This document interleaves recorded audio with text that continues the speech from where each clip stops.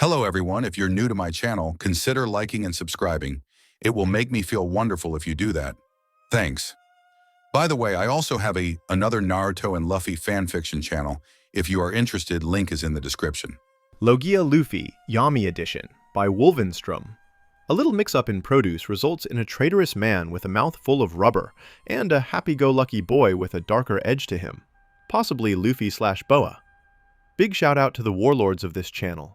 Native Warrior, Claude Lifrayes, Neo Esker 23, Derek Dowdy, Zazu Zayaz, Abdul Rauf Ali, In3WT, What If Lord, Black Money Young Leon, Garrick Russell, Case Clark, KSGP L4YZ, Brian McKenzie. You know who you are. Want to stand with them? Join the channel membership and show your support.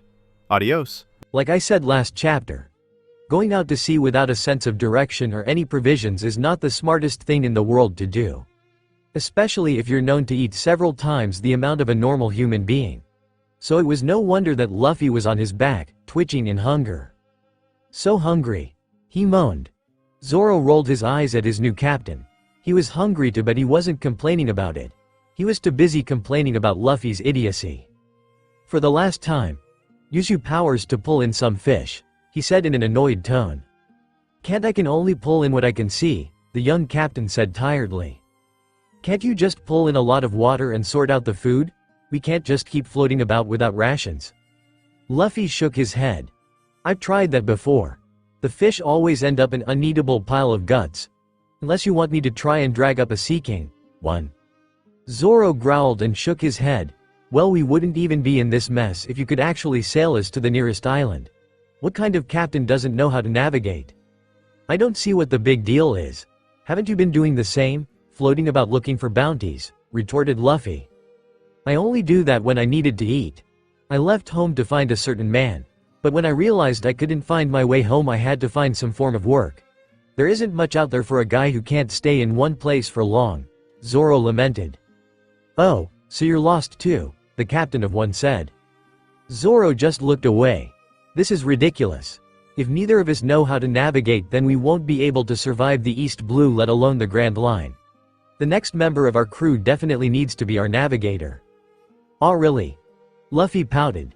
'Cause I thought we could get our musician first, then our marksman, then cook. That's the reverse of how we need to do it, barked Zoro. Barely 2 hours at sea and he was already starting to be grated by his captain's sheer idiocy. An hour later the two were laid out on their backs, both twitching as the last remnants of the meal they ate in town faded away. Zoro. Luffy whispered out. Yeah, said Zoro in no louder a tone. Are we gonna die? Probably, he answered. "'Kay," Luffy said simply. Then a sound that was like heaven's song rose over the lapping of the waves, or close enough to a starving man. A gull.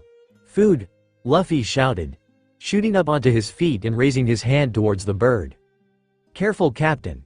I heard it's bad luck for a sailor to kill a gull. Of course Luffy wasn't listening to anything that wasn't his stomach. Darkness formed in his hand and began to twist around like a whirlpool. Yami grab. 2. The bird jerked violently in mid-flight as it by immense gravitational force was pulled towards the starving teen. Luffy smiled and licked his lips at the thought of him soon eating. It didn't even occur to him that they had no way of preparing it. Oh, and the fact that the gull was the size of a grown man. By the time that either of the food-deprived pirates saw the mistake, it was too late. Luffy stopped his power, but not before the bird hit the mast, flailed about squawking in confusion before taking off. Luffy, who had been trying to take a bite out of it, grabbed hold of it and was carried off overseas. Ah! He cried out. Damn it! The grass-haired swordsman grabbed the two newly replaced oars and started rowing after the bird. The water leaping 20 feet into the air with each stroke. Still the giant gull was pulling away from him quickly, his monstrous strength no match for the bird's wings. Zoro was not to be deterred, however. He rowed harder and harder, his eyes focused square on the creature holding his flailing captain in its beak. Not even stopping for the men drowning in his direct path. No time, just grab on, he shouted, not slowing in the slightest. The men were surprised to hear this but complied nonetheless, just barely managing to latch onto the speeding dinghy just as it passed. Pant, thanks mister. We thought we were dead. The one with the curly hair. God thing you grabbed on before I hit you, said Zoro, still not looking at them. What, he would have hit us? That's disreputable, said the fat one. Slap, shut up you meathead, said the one with the black hat. Ow, why'd ya hit me? For making yourself sound smarter than me. Now then. The leader pulled out a knife and held it to Zoro. The other two followed his lead and took out their hidden weapons. Zoro's arms stopped dead in their tracks, turning to face the trio with an even stare. Seriously, our deepest apologies. We had no idea that you were the great pirate hunter Zoro. The leader of the three said through a horribly battered face while his two equally beaten friends rowed with as much enthusiasm as he was putting into sucking up. Just shut up and row. You made me lose track of my friend with that stunt, so put your backs into it. Zoro told the three stooges. 3. The leader nodded vigorously. Of course, sir. He looked at the other two sternly. All right, you two. You heard the man, so shake a leg. The fat one looked at him oddly but complied, lifting his leg and dangling about. Don't see what this has to do with rowing. Oh, wise guy, huh? The leader said before grabbing his comrade's ear and twisting. Oh, whoa, whoa, whoa, whoa, ow. Yuck, yuck, yuck, the curly-haired one laughed. Laughing at a crewmate's misfortune, huh? Poik, how's that? The lead pirate asked the guy whose eyes he just jabbed out. Shut up and row, yelled Zoro, having quite enough of these three's antics. Yes, sir. The three chorused and straightened up. Zoro watched the trio of schmucks for a while, making sure that they wouldn't try to turn on him again. So, how did you end up in the sea anyway? The leader clenched his teeth. Grr, it was that girl. The curly-haired one spoke up. We just gotten some treasure from a boat we plundered. When we hear this call, fair help see. The fat one continued. This red-haired babe in a boat all by herself, looking sick as a dog.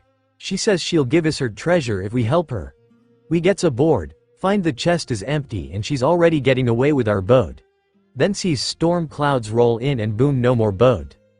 The leader nodded. Yeah, but the weird thing was she didn't look scared when we were in her boat.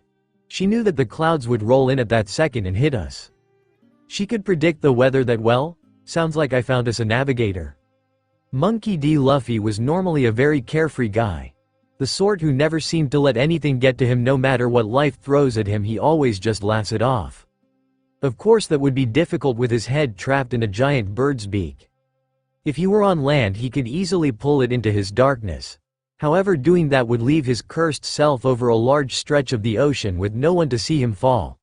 He also knew he couldn't stay in this position since the fowl seemed dead set on closing its mouth, crushing his head and treasured hat if not for his prying hands holding the beak open as well as keep him in the air. While he struggled with the bird, he didn't even realize that they'd started flying over an island town. Of course he realized seconds later when his feathered captor was blown out of the sky by cannon fire from a stupid-looking ship nearby, and sent crashing to the ground below. At that same time, a girl was being chased by men armed with swords, easily outrunning them while they began to tire from chasing the younger and leggier girl, moving past their exhaustion only because of the fear they held if they returned to the ship without the map the girl had stolen.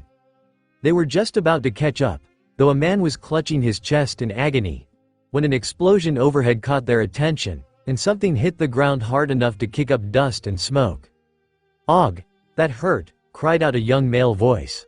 The dust settled quickly, revealing a boy slowly picking himself up the pavement.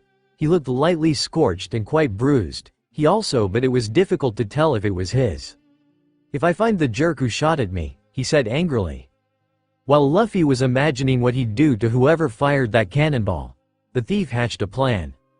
"Thanks, boss," she shouted out loud enough to bring attention back to her. "Huh?" the four clueless men echoed. She didn't bother standing to replay. She took off running and yelled back, "I'll leave everything to you, sir." That knocked 3 of the 4 out of their daze, now towering over the boy. "Boss, huh?" Bam! Luffy was knocked back by a left hook from one of the pirates, knocking his hat off to be caught by another of the oddly dressed men. "Hey, not bad. I haven't seen one like this in why." Boom! The 2 remaining pirates backed up when they saw their crewmate get hammered into a nearby house, busting through wood and stone like tissue paper.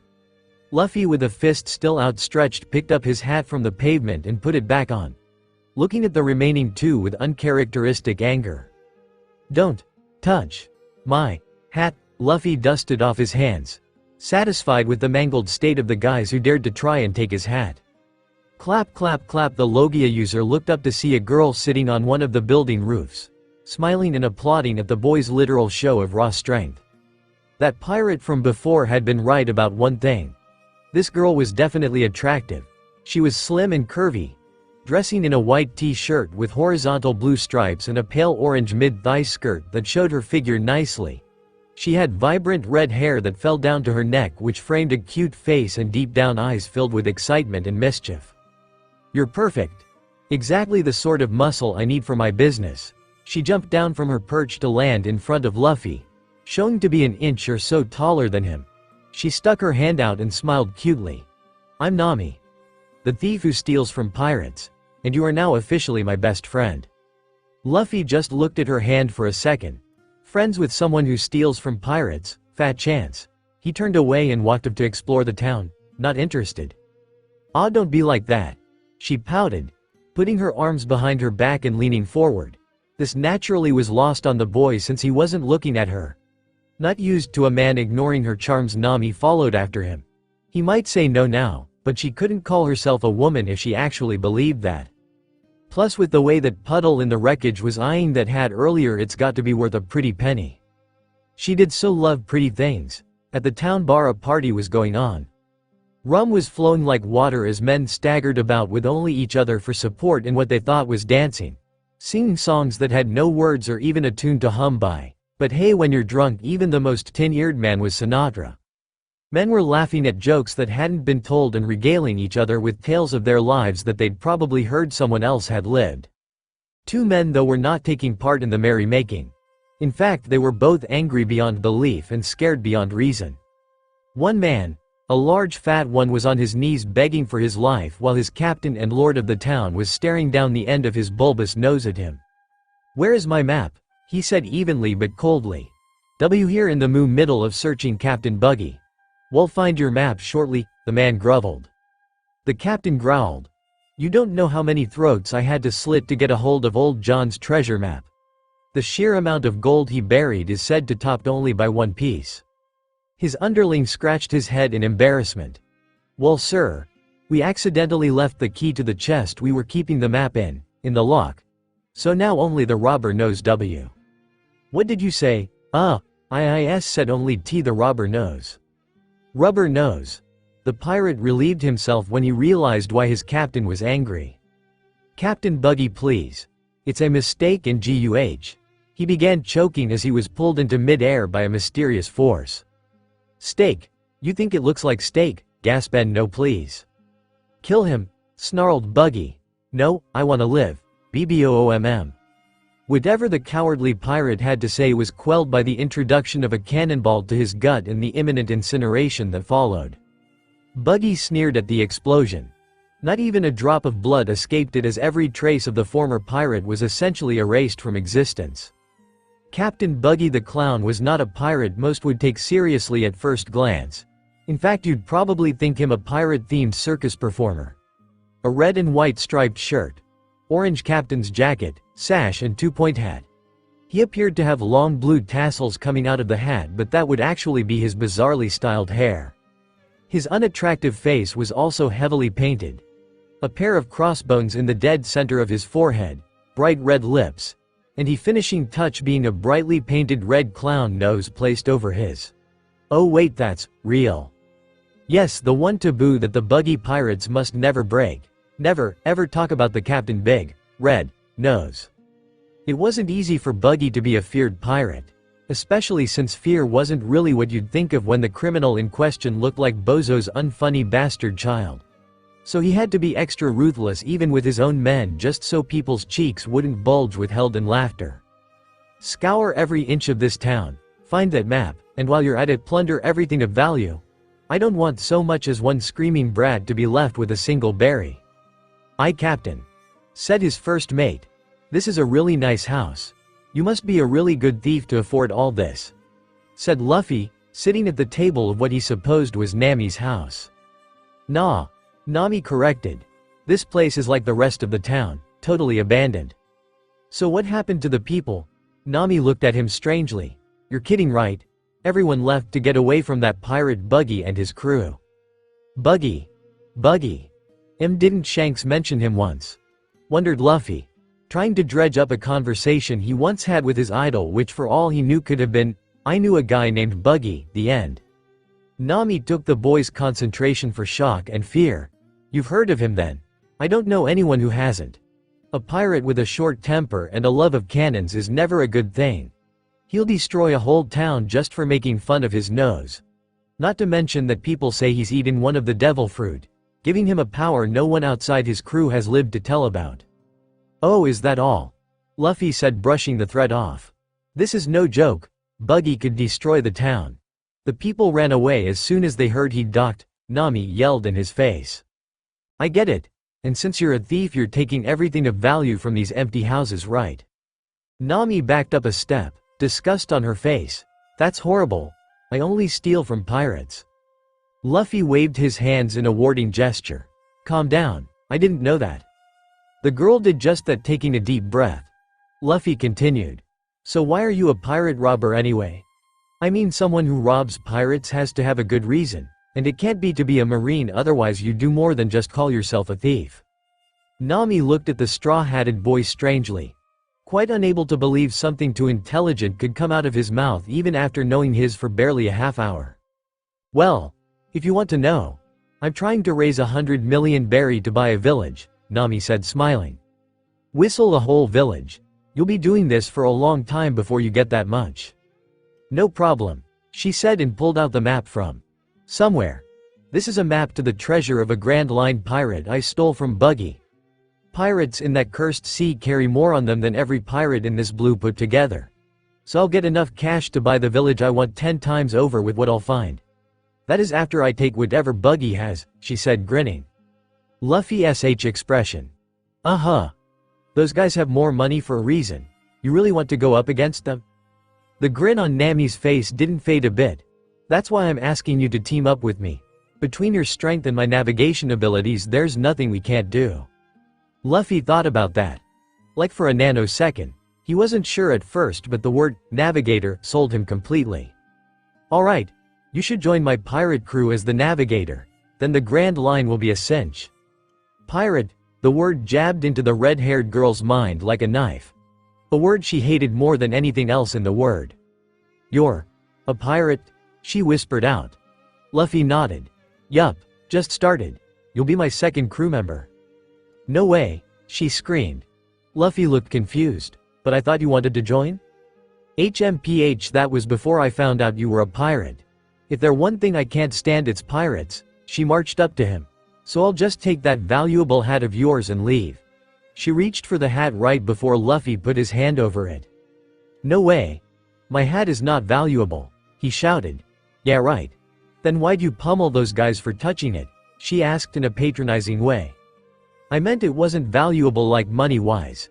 He took the straw headpiece down and looked at it like one would a treasured childhood toy. I got this from the man who inspired me to be a pirate. It's precious only to me. This hat is my promise to him to become a legendary pirate and return it to him. Nami was so moved by the speech she just stared at him as if he'd a proud speech about how sunny it was today. Oh wait, that doesn't count as being moved, does it? TCH, like I believe a filthy pirate like you. Pirates are the S of this world. Come on, join my crew. Luffy said, as though she hadn't just yelled her deepest feelings on the matter. I just said I would love to join your crew, she said happily. Really? Luffy said in kind. The navigator nodded. Of course. Under a few conditions, of course. You lost her, screamed out Buggy at the top of his lungs. 3 pirates more cadaver than man cowered away from their pissed-off captain, trying to placate him while ignoring their injuries. A difficult task considering they were black and blue enough to be mistaken as fishmen. Captain, it wasn't our fault. Cough, said one trying to keep his good lung down. Yeah, her boss was freaky strong, exclaimed another. Just look what he did to us. The last one said, showing the clown captain, which had more bad breaks in it than beginner's night at a pool hall. Shut up and die, was Buggy's reply. signaling the cannon to be brought out to deal with the failures. Captain Buggy called out another member of the crew, hoping to distract his captain from whittling down his crew even more. What is it? I'm a little busy, growled out the big-nosed pirate, holding the cannon steady at his 3 soon-to-be ex-underlings. That girl Nami's came back, Captain, and she has the map. Buggy glared at the clown-painted man for a second, then the cannon, the 3 he was about to kill. Then back to the cannon. Moaning indignantly, he let go off the cannon and ushered them to let the thief in. The roof's doors opened, allowing the girl to enter, followed by a young man in a red shirt, bound tightly in rope and looking around with irritation on his face. The 3 who had been moments from death jumped back in fear, then collapsed due to their legs being reduced to the strength of twigs. That's him, Captain.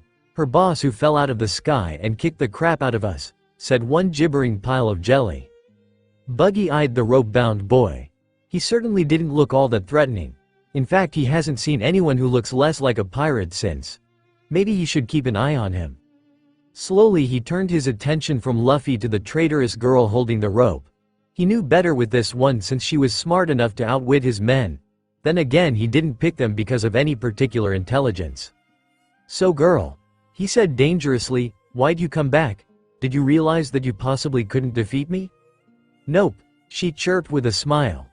The entire crew backed up several steps. Buggy's eyes narrowed. Then why? She tilted her head to one side and smiled sweetly, causing most of the crew to develop heart-shaped eyes. I had an argument with my boss. He wasn't going to cut me in on the treasure, so I figured it'd be better if I joined you. The Buggy pirates bugged out, their eyes wide and their expressions blank. It was as though the girl had just told them the sky was green, the ocean was green, and their captain had just been named the head of the Marines. Then as it filtered through to the walnut on a stick that the big-nosed idiot called a brain, Buggy leaned back on his chair and gave a loud and hearty laugh, soon joined by the rest of his men. Ha ha ha. So he got greedy, did he? How like one so young. Fine girl, I'll let you be part of my crew. Nami's grin only widened, hiding the traitorous thoughts that buzzed about her head, not even noticing that Luffy was sharing her smile as he was filed into a small cage nearby. Suckers. They thought. As I've stated previously, a pirate will find any excuse to drink, such as right now with the return of their precious map and the addition of Nami to their crew. Only it was rather like watching circus performers get drunk, juggling knives and balancing on unicycles upside down when by all reason they should have died within seconds of trying to do so. Nami, while not really having a true excuse to party, was never one to turn down a free drink, especially when she had the fortitude of a concrete elephant. She guzzled down pint after pint of beer with no visible effects, while a small pile of men who thought they could outlast her built up at her feet. Just as she planned. Meanwhile, Luffy sat in his cage, still bound but making no effort to escape in any way. He could easily burst the bindings and break out, but for some reason he preferred just to sit there, staring at the party with mock interest. "How's it going, boss?" said the navigator, looking down on the naive pirate newbie. "Hungry," he said bluntly. Nami shrugged. "Hey, this guy at least deserves a last meal before being sold off somewhere by these pirates when they have to make up for all the loot she was going to steal." She grabbed a drumstick off a nearby table and held it up to his mouth. She was disgusted when his mouth opened as wide as a bear trap and ate it whole, pulling his head back and leaving her holding a stark white bone. "Don't you have any manners?" Luffy ignored her in favor of the mouthful of food he had, chewing only briefly before swallowing and responding to her question with an unrelated statement. "Thanks, now I definitely want you in my crew," he said cheerfully. Nami growled. "You don't get it, do you? I don't want to join your filthy pirate crew. Sigh, but I guess I'll let you out when I'm taking all their stuff. I wouldn't want them to kill you or anything." Luffy smiled. "So that's your game?" Nami froze on the spot at the sound of the clown captain's voice, especially since it was coming from right behind her. She turned and saw a Buggy grinning from ear to ear with a drink in his hand, staring down at the two of them. "So you have her drink us all under the table, then you both rob us blind? How quaint." But Buggy the clown didn't become a pirate captain by being an idiot. His men cheered resoundingly. "I don't know what you're talking about," Luffy stated simply. Buggy sneered and leaned in. "Of course you'd say that. Now that you've been betrayed, that is. Now I'm gonna have to make an example out of you just in case your former minion has any ideas about stabbing me in the back. He glanced at a pale Nami. What? No, Captain Buggy. I'm totally devoted to you, she said hurriedly. Naturally. She sighed in relief. But, she tensed right back up, just to be safe. Men, the buggy ball. Aye, Captain. His cannon was once more at his side while other looked to be an ordinary cannonball, but with Buggy's personal skull and crossbones Jolly Roger with a large clown nose on it. The pirate turned his precious cannon to face one of the many deserted houses of the town. He held up the ball for all to see before putting it in the gun. I've spent years developing these special cannonballs. Days upon days spent laboring in my lab without sleep until I perfected them. A cannonball with more than 20 times the force of any other. 20 times. The redhead thought. He stood beside his baby, holding the blasting cord. See my power, he yelled and pulled as hard as he could. Nami fell onto her butt, trembling in shock. One cannonball, one tiny, smaller than normal cannonball had not only demolished the house it hit. It effortlessly pierced through it and obliterated the 6 other buildings in the same row, ripping each one out of its foundations and caving them in as though they were all made of paper and held together by glue, before exploding in the distance at a scale at least twice as large as any other bomb. Buggy grinned like another famous criminal clown at his handiwork. In one shot he could accomplish what would normally take an entire supply of cannonballs to accomplish. You see, with this and my devil fruit powers combined, my success as a Grand Line pirate is assured. Hooray for Captain Buggy! The crew chorused before taking up drinks to celebrate Buggy's unnecessary destruction of property. Now then. Buggy turned the cannon, pointing it directly at Luffy's cage. To prove your loyalty to me, girl, all I ask is that you use that same power to kill your old boss. Nami, called by those who knew her as the cat, for the first time in a long time broke out into a cold sweat. She should have seen something like this coming. She knew how ruthless pirates could be, but she didn't think they'd actually want to kill him. Not when there were other, more useful things they could do. No, I mean, why? There is so much more we could do with him. Other more profitable things. I know a place that we could sell him as a slave for a good sum. Or with your power we could make him our cabin boy. Besides, wouldn't using one of those balls destroy this? She trailed off as she saw the look he was eyeing her. One that said he wouldn't think twice about making her share her boss's fate. I said, kill him, he coldly stated, putting the cord in Nami's hand. The girl was frozen, the sweat running down her brow increasing significantly while staring at the doomed boy who for some reason still looked no more fearful than if he were about to be hit by a volley of marshmallows. Shoot, shoot, shoot, shoot, they all chanted. If I shoot this thing I'll kill him. And if I don't they'll kill me. What do I do? What do I do? Pathetic, said another voice. What? Nami said, realizing it had come from Luffy. Your hands shaking. You wouldn't kill me even if you could. That's what you get for dealing with pirates without being prepared for the consequences. Unprepared? You mean not being prepared to kill someone? Or not prepared to be a pirate? She snapped. Nope. Being prepared to risk your life for what you believe in. If Nami wasn't already frozen, she would have done so again. The words ringing in her mind too loudly to be ignored as much as she wanted it to be. Was she really prepared to risk everything just to save this one idiot's life? Or risk the lives of? You're taking too long. Let me do it. One of the buggy pirates snatched the firing cord out of her hand and lit it. Gank, fore. She didn't even notice that she'd reached for her 3-section staff until she was standing over an unconscious pirate with a jester's hat and a lump growing on his skull.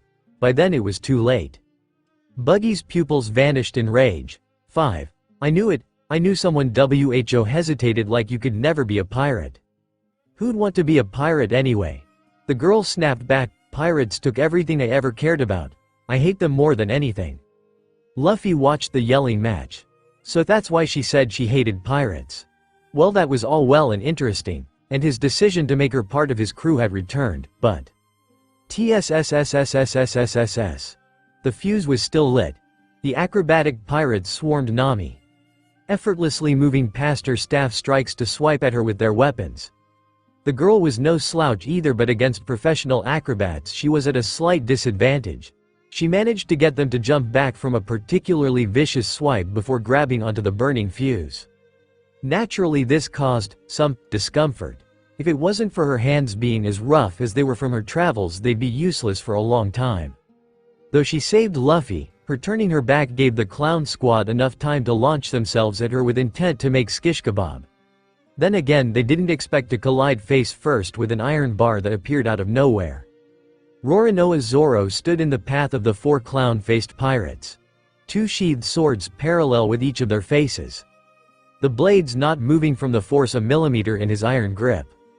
Zoro cheered the king-to-be. He had been sure that the Hibiki-esque swordsman would have taken days to find him again. His swordsman just gave him a cold stare with one eyebrow raised, letting his captain know exactly what he thought of his predicament. Of course, Zoro's name had the standard reaction to when it is normally tossed about. Buggy's crew looked ready to fill their baggy pants. Makeup ran down their face with tears and knees knocked to the rhythm of the Sousa March. Buggy, though, he couldn't have been happier. This was a rare opportunity after all. "So Zoro the pirate hunter has come for me at last," he said, turning his cowering crew's attention away from the demon-made flesh to him. "It's about time. I began to think you were just as scared to take the great Buggy the clown." Zoro gave the menacing pirate a once-over before turning away. "Hardly, I'm just here for this idiot. I don't hunt pirates anymore." He ducked to the side to avoid a knife sailing right past where his head had been. Buggy sneered and pulled out more small blades. "I don't care if you're a bounty hunter, pirate, or even a ballet dancer now. All people are going to hear is that the great Buggy the clown single-handedly defeated the demon swordsman Zoro." He darted forward with a knife between each finger. Zoro didn't say anything but in lightning speed had all his swords out. Then, with one clean sweep, Buggy was cut up like a Christmas goose, his body parts falling to the ground in a display that was nowhere near as gory as it should have been. Zoro was an expert swordsman, and as such he had an inkling of what should be the result of cutting someone to ribbons. Such as enough blood to drown in for one. Miscellaneous entrails and vital organs slipping out of the deceased's gaping wounds. At the very least there should have been even a little blood on his weapons, yet there was nothing. Nami and Luffy were wondering the same thing. Zoro was a proficient swordsman. His representative made that clear, but they doubted even he could cut a man in half so cleanly. Plus there was one thing they couldn't figure out. "Why are they laughing?" whispered Nami. The Buggy pirates didn't look upset at the lose of their captain. In fact, they looked positively giddy. Like their captain being killed in front of them was no big deal. "Thanks, Zoro. I'd have to have actually done something if you hadn't arrived," said Luffy. The grass-haired teen snorted. What was with this guy and leaving everything to the last minute? He looked at the cage. "I need the key. The bars are too thick to cut." Luffy shrugged. "Don't need em, remember." Nami watched the two with confusion. These two were pirates. They looked so ordinary. Well, Zoro looked more like a pirate than Zoro. The pirate hunter, what the hell is he doing treating that confessed outlaw like a friend? She was pulled out of her musings when the crew of the dead clown started laughably rolling on the floor. It was suspicious enough for Zoro to redraw one of his swords and point it at the hysterical pirates. "Alright, what's so few?" A knife blade stabbed into Zoro's lower back and erupted out of the other side courtesy of Buggy's severed right arm. Everyone gaped or laughed at the sight. Zoro managed to pull himself forward off the blade, twisting around with a grunt to slice at the floating appendage, sectioning the already sectioned limb. His eyes narrowed when the piece he'd cut away didn't fall but simply reattached itself at the wrist where the wound healed instantly without a scar. "You've never came across anyone like me, pirate hunter." Everyone that wasn't dressed like a freak's horror Buggy was alive. The pieces of his body that had been cut off were floating back over to his torso and reattaching. Even his cloths were restitching themselves back together as if nothing had happened. Buggy gave a bead-wide grin to his astonished enemies. "I ate the bara fruit," he explained. "You can slice me, dice me, and even shred me, but I'll just keep coming back because I'm a sectioned man." Nami and Zoro both looked shocked. Luffy, however, had stars in his eyes. "Wow, so cool. This guy's a real monster." "Ha ha ha. I guess I didn't hit anything too vital, Zoro. My luck for looking the part of a corpse, I suppose." His crew cheered. They'd keep laughing, but if they did that anymore they'd probably pass out. So how's about I take care of that little oversight? He pulled out another knife and twirled it between his fingers. That's a dirty trick, you big-nosed freak, big-nosed freak. Big-nosed big nose. It didn't really echo, but it may as well have to the clown crew who scattered upon the utterance of "biggin." Some even throwing themselves off the roof hoping for a quicker end.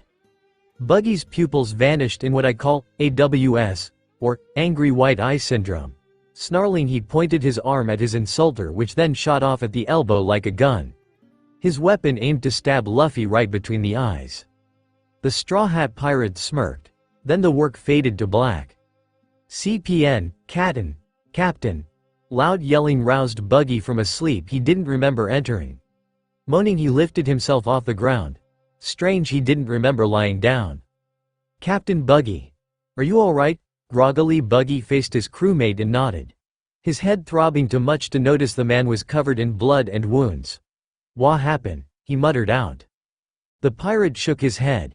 We don't know, sir. 1 second you were about to kill the boy, and the next. Well, look. He pointed over at some empty spot. The clown groaned. What? I don't see anything. How did I get here anyway? Captain. The bar used to be there. What? Buggy's eyes flew open and stared at the lot his underling claimed once had one of the town's biggest buildings.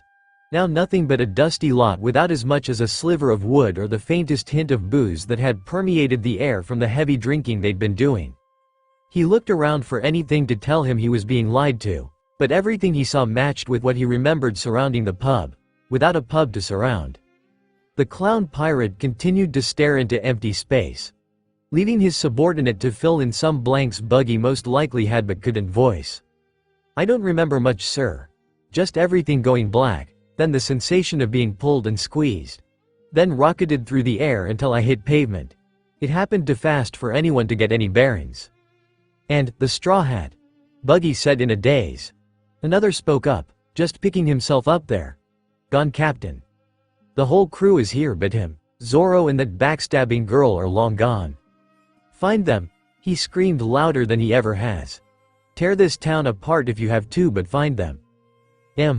I may have used a little too much power in that move, commented Luffy, who was scratching his head affair and looking in the direction of where they'd come from. Next to him was a panting Zoro and a ghostly white Nami. Flashback. Just as the knife was about to hit, Luffy released his power. Yami absorption. Black muck exploded out of him, covering everything in sight in the time it takes to blink. He had no targets in mind. Just stop the knife, grab his friends and get out of here, grabbing everything within his eyesight and quickly consuming even the building itself. As the building collapsed into the void of his power, so did the cage, Buggy's crew, as well as the two he realized he shouldn't have absorbed. He probably shouldn't have absorbed the tavern either, since his powers technically didn't allow him the ability to fly. His powers flared even further upon this realization, shooting out into the distance to grab hold of one of the buildings quite far away from here. Yami release. The clown pirates shot out of the cloud of darkness like bullets, each and everyone plowing into the ground below hard enough to knock them out cold if they weren't already so from their time in the void. Speaking of which, he better go. Yami wormhole, 6. With that he was rocketed at an unfathomable speed towards his destination, safely away from Buggy. End flashback. Hey, you guys okay? He asked the two. Nami just rocked back and forth, muttering to herself.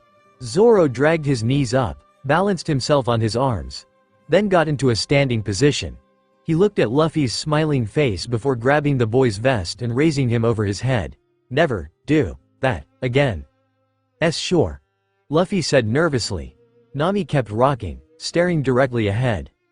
Woof, until a little square-headed dog barked right into her ear, making her jump and land curled like a cat around Zoro's head. The swordsman brow twitched before peeling the terrified girl off his head and dropping the idiot he had to call his captain. What's got you so riled up? Asked Luffy to the shaking girl. Looking past her, he saw a large fluffy white dog with a rectangular head staring up at him, unmoving and sticking its tongue out stupidly. He crouched down next to it, waving his hand in front of its face, to which it didn't respond. He poked it in the eye. Why isn't it Mauve Og? He cried out as the canine sprung to life and bit his arm up to the elbow. He waved his arm about frantically in an effort to get the mutt to let go, but it stayed firmly on his arm much to his pain and displeasure. He gritted his teeth and clenched his other fist. Let go, you lousy. What are you doing to Shushu? The three and dog looked over to see an older man holding a spear and wearing what looked like a cannibalized pot-bellied stove over his checkered shirt. Shushu? You mean the mutt? Asked Zoro. The man nodded. Release him at once? Luffy glared at the guy. I will as soon it takes its teeth out of my bone marrow. The man walked over to the dog-armed boy, petting the dog's head and wrapping his other arm around it. The animal loosened its grip on Luffy's lower arm and let itself be put back down, leaving Luffy to stem the flow of life liquid flowing from his arm. Thanks, old man. Ungrateful youth. He grumbled at being called an old man. My name is Boodle, chief of Harbor Village. Better than Whoop Slap at least, thought Luffy. Come on. He waved to the three. This is my house. Your grass-haired friend looks like he could use a rest. Once Zoro had been put to bed, the mayor went back outside with a bowl of food for the dog that had tried to eat Luffy. The straw-hatted boy wasn't particularly nice about it but stayed quiet. So why's this dog just sitting there anyway?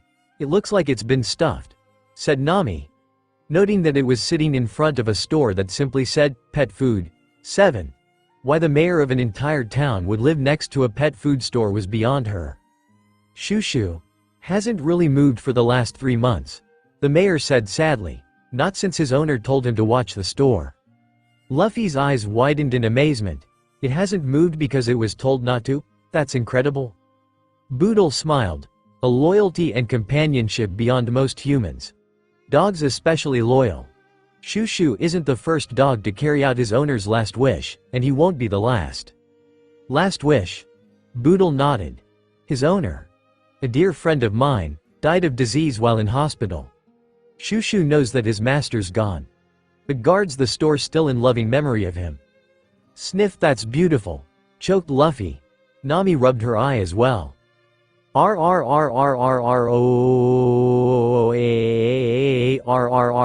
A monstrous roar tore through the streets, catching Luffy's interest and making the other two humans jump back in a panic. It's Moji the Beast Trainer, Buggy's right-hand man. Run for it, Boodle yelled and ran down the street kicking up a big dust cloud in his wake. Nami would have taken off behind him if not for the fact that Luffy hadn't budged an inch. Come on, we have to go, she said, grabbing the boy's arm and running, only to fall flat when the arm she was tugging didn't budge an inch. I'm not leaving, he said simply. What, why? Because Shushu isn't. Nami quirked an eyebrow and looked down. Indeed, the rectangular-headed dog hadn't budged an inch, not even turning to face the giant lion coming down the street. It was at least twice the size of an ordinary lion, canines as long as a forearm and claws that could tear a man to ribbons. On top of its head, sitting cross-legged, was he. Sorry, sitting on its head was a ha-ha. Was snort asterisk, a. Bawahahahaha. You're kidding. A ha-ha-ha-ha, no ha-ha. It looks like ha-ha-ha-ha. Oh, it hurts, ha-ha. My stomach ha-ha-ha-ha, ha-ha-ha. Aw. Excuse me.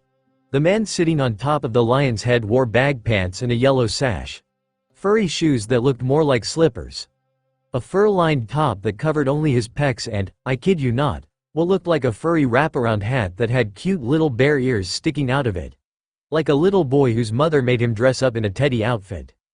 Well, looks like I found two of you. I'm Moji the Beast Trainer and, why are you laughing?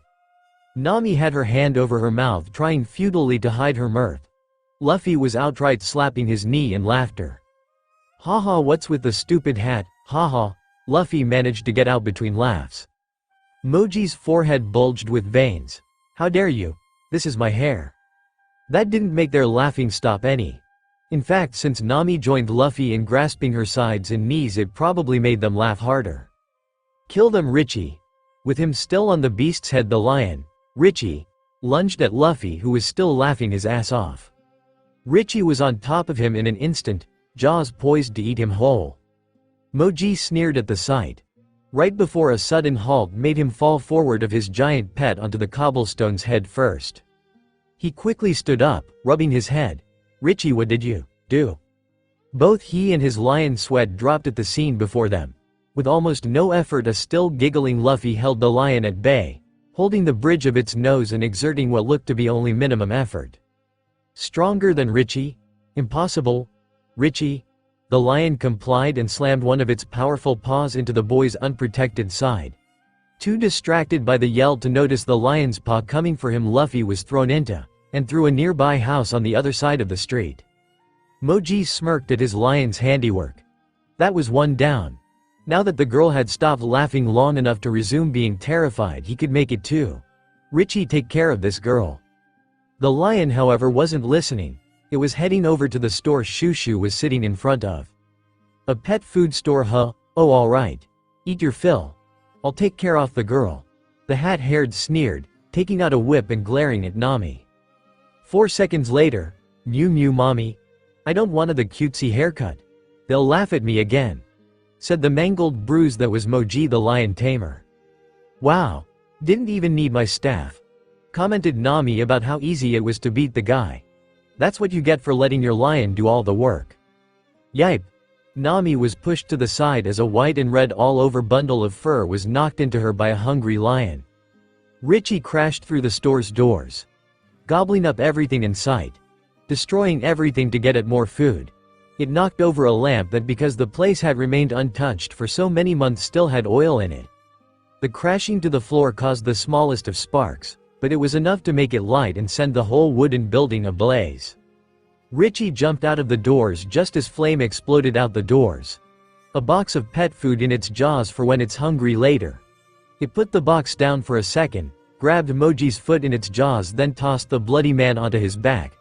Then picked the food back up and walked off, leaving the mayor, the girl and the dog to themselves. What did it care about them as long as it had food? Shushu hopped off Nami, sitting in front of the blaze, barking its heart out as though it were hoping that shouting at the fire would put it out. "Shushu," Boodle whispered, ashamed that he had just hid while these people got the crap beat out of them by that lion. The dog continued barking as its master's treasure burned to the ground.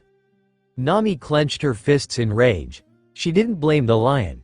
No, that lion was only as bad as the pirate that it obeyed. They were all the same. Pirates didn't care what they did to anyone else, whose dream they crushed as long as they got what they wanted. "Pirates," she growled out. "You say something, Nami," said Luffy. Boodle and Nami turned to see a slightly bruised Luffy walking towards them, injured from his trip through a home but still okay despite a normal person being killed if it had happened to them. Nami looked at him with undisguised disgust. Boodle noticed her anger building and grabbed her in an arm hold before she attacked the guy. "Let me go. I'm taking care of this pirate once and for all." "Like you could," said Luffy, passing the irate girl and walking up to the now quiet dog, staring at the smoldering ruins of the highly combustible wooden shop. "Here," he said, putting Zoan the damaged box of pet food in front of the dog. "Sorry, but this is all I could pry from that lion's mouth." He sat down next to the Hachiko parody. "8. I can tell you've been through a lot. I know this isn't as good as a store, but it's all that's left." "He fought that huge lion just for Shushu's dog food," said the mayor, his voice cracking. Shushu didn't make a sound. He just picked up the box and walked off. A little distance away he put it down, turned to Luffy and barked in what you could tell was a happy manner. "Ha ha. You take care as well." Nami laughed as well. Maybe she was wrong. "Just this once, mind you.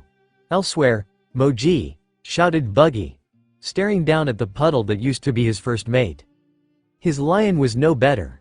Every one of Richie's legs was mangled and broken. Its face may or may not have been in better condition. The clown really couldn't tell since its head was buried in the pavement. "Moji, what happened? Who did this to you? Why am I man?" 9, he managed to mutter out before darkness claimed him. "A yummy man." Moji the beast tamer was defeated by some sort of cook, Buggy snarled. "This has gone on long enough, men." His crew appeared around him in an instant as though they always had been rather than searching town. "Forget them. Load all the buggy balls into the cannons and blow this town to smithereens." "And the map, Captain," said a scarf-wearing member of the crew. "Who needs it? I read the map. I can easily get us to Old John's treasure, now get going." "Sorry for everything, Luffy." Nami apologized. "S'alright," he said, standing up. "You had something precious taken by pirates, so it's okay to be angry with them." "That does it," yelled Boodle. The two teens looked at the old man. "I'm sick and tired of leaving the fighting to dogs and children. Fighting for what you believe in is the job of a man." Now. Calm down, Chief," said Nami. "No, I helped build this town 40 years ago with everyone else. Starting from nothing after our old one had been destroyed by pirates. My village, my people, they're my treasure, and I won't let some rubber-nosed pirate take it." He held up his spear proudly. He fell back seconds later as the section of his treasure he'd been looking at was torn to pieces. "My house," he yelled. "Zoro," dittoed Luffy. Zoro had been in Boodle's house sleeping. "Yawn what?" "I'm trying to sleep," came a reply from the rubble. Wood and rock shifted to reveal an uninjured, in that incident, former bounty hunter. The dark boy and the weather girl sighed in relief. Boodle on the other hand looked more in pain than Zoro by all rights should be. "My heart. It's breaking. How dare they think that they can come here and undo 40 years of blood and tears." He turned and ran in the direction of the harbor, only to be grabbed by Nami. "Are you crazy? One old man against dozens of pirates is just a fool's fight?" "I know that," Boodle yelled, his eyes brimming with tears. "But I couldn't look at myself if I just let pirates take away everything from me." He broke Nami's grip and continued his run. "Luffy," said Zoro. "Don't worry, Zoro. I don't plan to let that old man die just yet." Aboard the circus pirate's ship, Buggy was preparing to let loose another volley of his special cannonballs. "Ready, aim, fire." Buggy the clown. The mentioned pirate looked over his starboard bow to see an old man in hammered-together armor. "Who the heck are you? I can't believe you're okay," said Nami as she ran down the street. "Besides that wound in your side, a house falling on you did nothing." Zoro just shrugged. "What can I say, I've had worse." That wasn't as good an answer as she had wanted, but it would be all she was getting. The three soon caught up to Boodle. Not soon enough though to stop him from attacked by Buggy. The old man was being raised off the ground by some invisible force. They were behind him. And slowly being choked to death. He was pounding at his neck as hard as he could in a vain effort to dislodge whatever was strangling him. Buggy was up on the deck of his ship laughing along with his crew, his right hand missing from his wrist. "Why are you hitting yourself? Why are you hitting yourself? Why are you hitting yourself? Ha ha ha." It was clear now what was choking Boodle. So Luffy rushed over and grabbed a hold of Buggy's hand, wrenching it off. Then it happened. Triple ag. Blood started pouring out of both the hand and the stump of Buggy's arm. Precious life fluid running out like a red river. The hand went dead in Luffy's grip while Buggy fell to the deck in clear pain. "Captain Buggy!" The crew swarmed their captain, laying him down and tying a belt sash around the stump to stop the blood flow. "What's going on?" "Yeah, the fruit's never done this before." Thump! Something small hit the deck. As quickly as it came it stopped. Buggy's wound glazed over with the red soup skin-like texture that his sectioned areas usually have. Buggy panted heavily with the memory of the pain still fresh in his mind, leaving the other members confused. One pirate turned back over to that idiot that challenged Captain Buggy down below, stepping over to the railing to get an idea what had happened. "Yow!"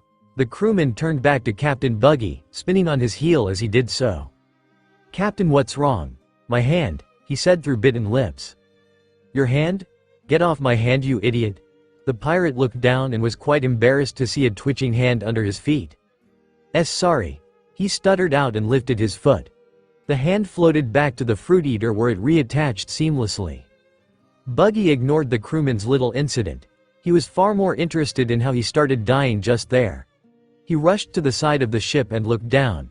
Standing in front of the injured mayor was that annoying straw-hatted thief, staring up at him with a smug grin while standing in front of the gasping old man. "This old mont's no real challenge, so I guess you'll have to fight me." Buggy growled. "You think you can come here and challenge me? You're all dead." Zoro smiled, unsheathing his swords. Luffy cracked his knuckles. Boodle got up and raised his spear. You youngins aren't fighting without em, wham. With one move Luffy swept his feet out from underneath him and drove the chief's head into the ground. Nami was shocked. Why did you do that? The captain just huffed. He was in my way. Nami would have done something she'd regret if Zoro hadn't spoken up. It's for the best. He'd only get in the way if he were awake. Being knocked out is probably best, said Zoro. Luffy nodded. He took in a deep breath, drew back and, I said you're fighting me, you giant rubber-nosed jackass. Silence. Buggy reattached his jaw just to yell for his men to fire a buggy ball at the dead boy. Boone, the super-powerful Anon Ball C, fired directly at the boy, aiming to pulp him on impact. Nami grabbed Boodle's unmoving body and ran for it. Zoro, like Luffy, didn't even try to move. There was no need to. Absorption. Just before impact, Luffy threw his palm into the path of the ball. An inky black vortex of black erupted from it, swallowing the ball in its entirety. This time it wasn't, technically, silence.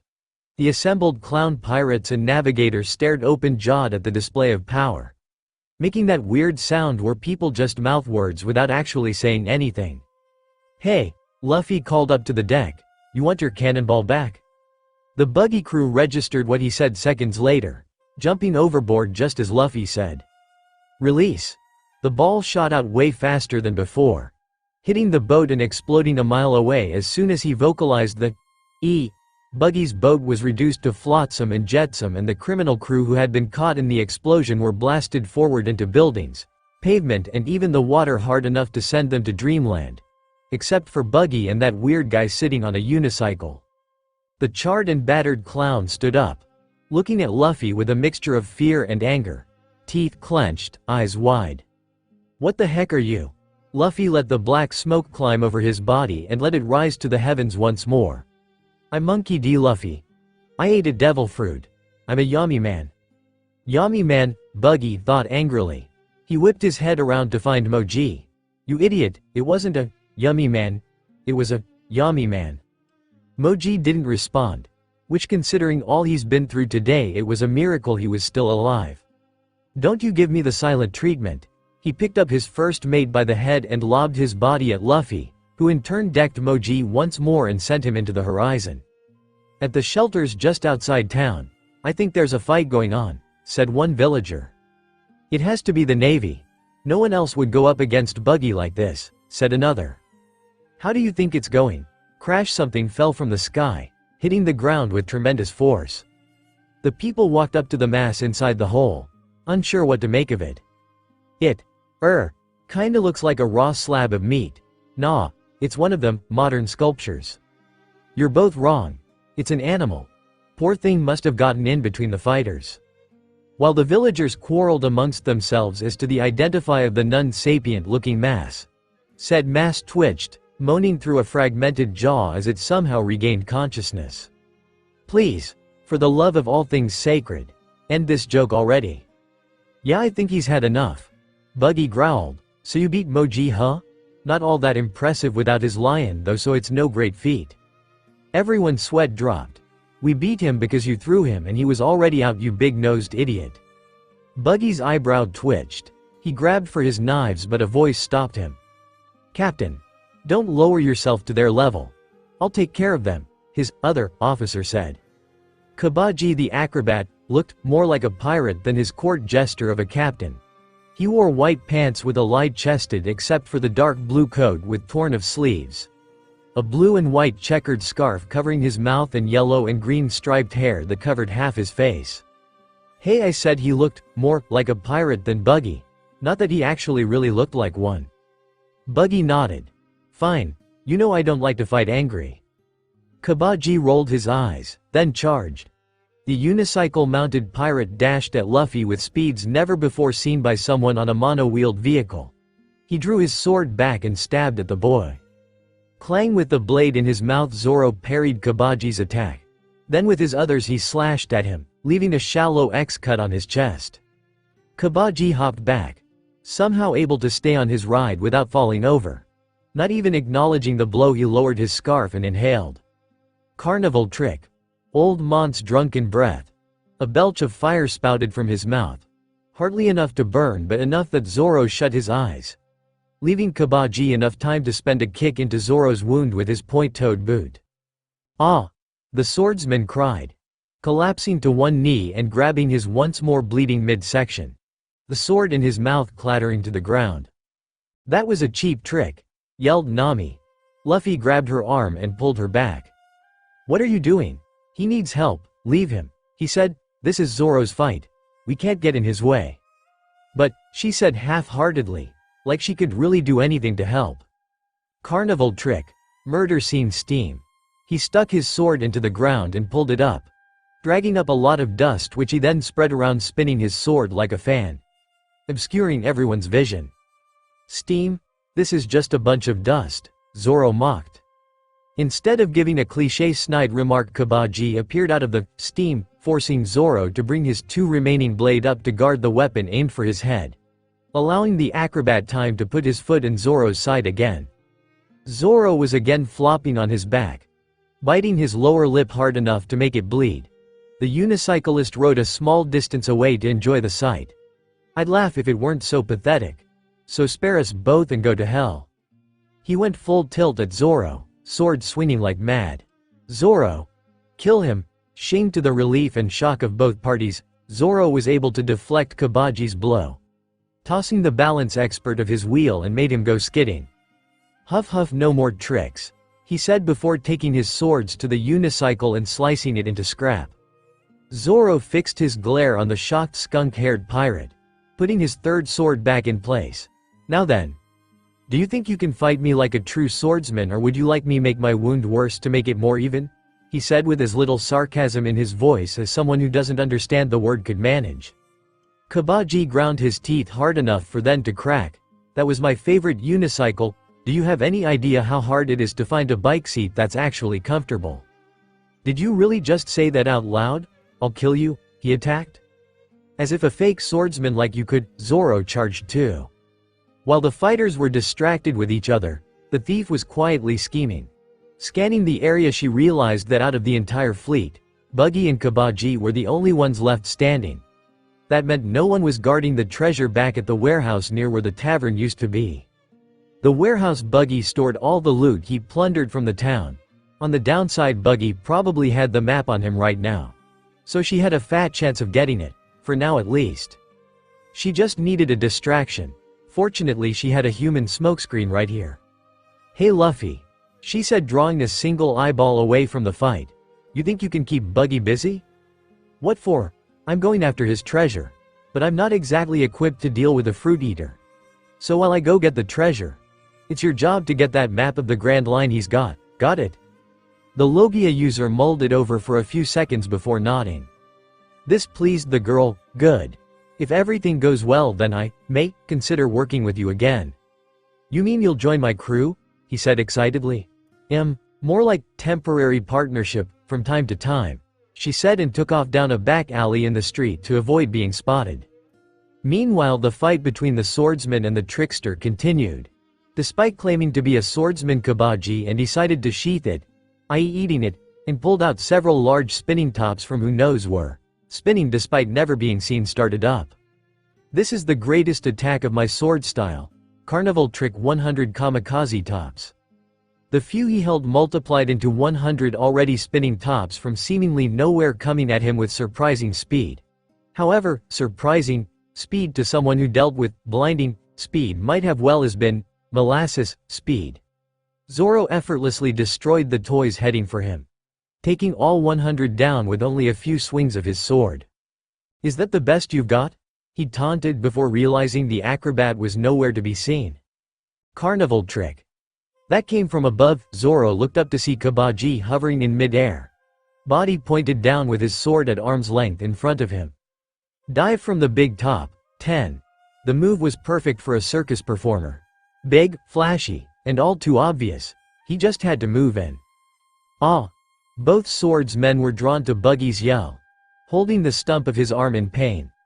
Luffy was standing near Zoro, his sandaled foot grinding into Buggy's disembodied palm. Zoro dodged to the side when Kabaji's sword hit the ground. The carnival pirate back flipped, pulling his sword out of the ground and landing a distance away. I can't believe you actually dodged that, he sneered. It was easy, said Zoro. You're all flash, no crash.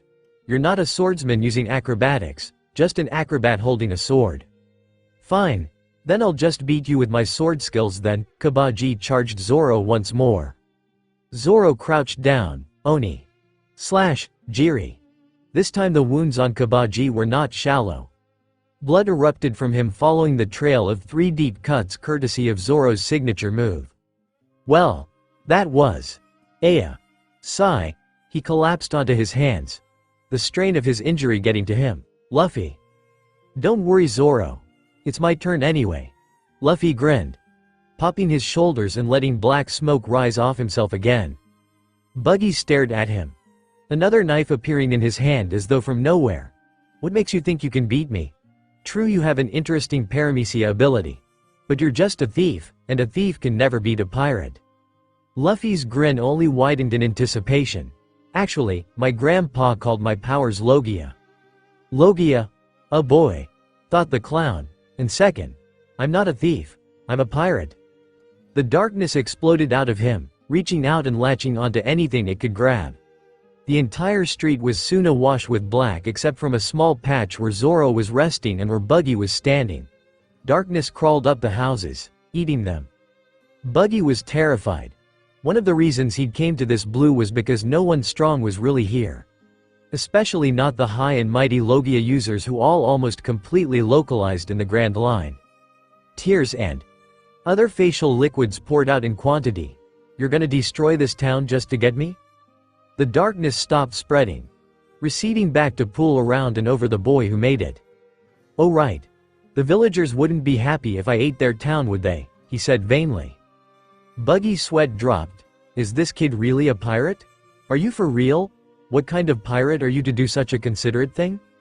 Luffy looked at him and simply said, the kind that's gonna be Pirate King. If you're gonna be the king of pirates, kid, then I'm gonna be ruler of the entire world. Knives popped up from somewhere to appear between his fingers. You're too soft to be any kind of a pirate, you dark runt. No matter what kind of paoya. Enough talking, let's just get started. Luffy said, loosening his shoulders and clenching his fists. Grr. I really can't stand you. I've known you for not even half a day and you're already one of the stupidest and weirdest people I know. Said the clown with the real red nose. Honestly, with that hat you're just like that red-haired idiot. Red-haired. My hat. You mean Shanks? Oh? So you know him too? I guess it's not all that surprising. Idiots tend to gravitate to each other after all. Yahaha. He laughed as if he told a joke. The bubbling of the inky substance became violent. Don't talk about Shanks like that. Why shouldn't I? It was that red-head jackass that ruined my dreams.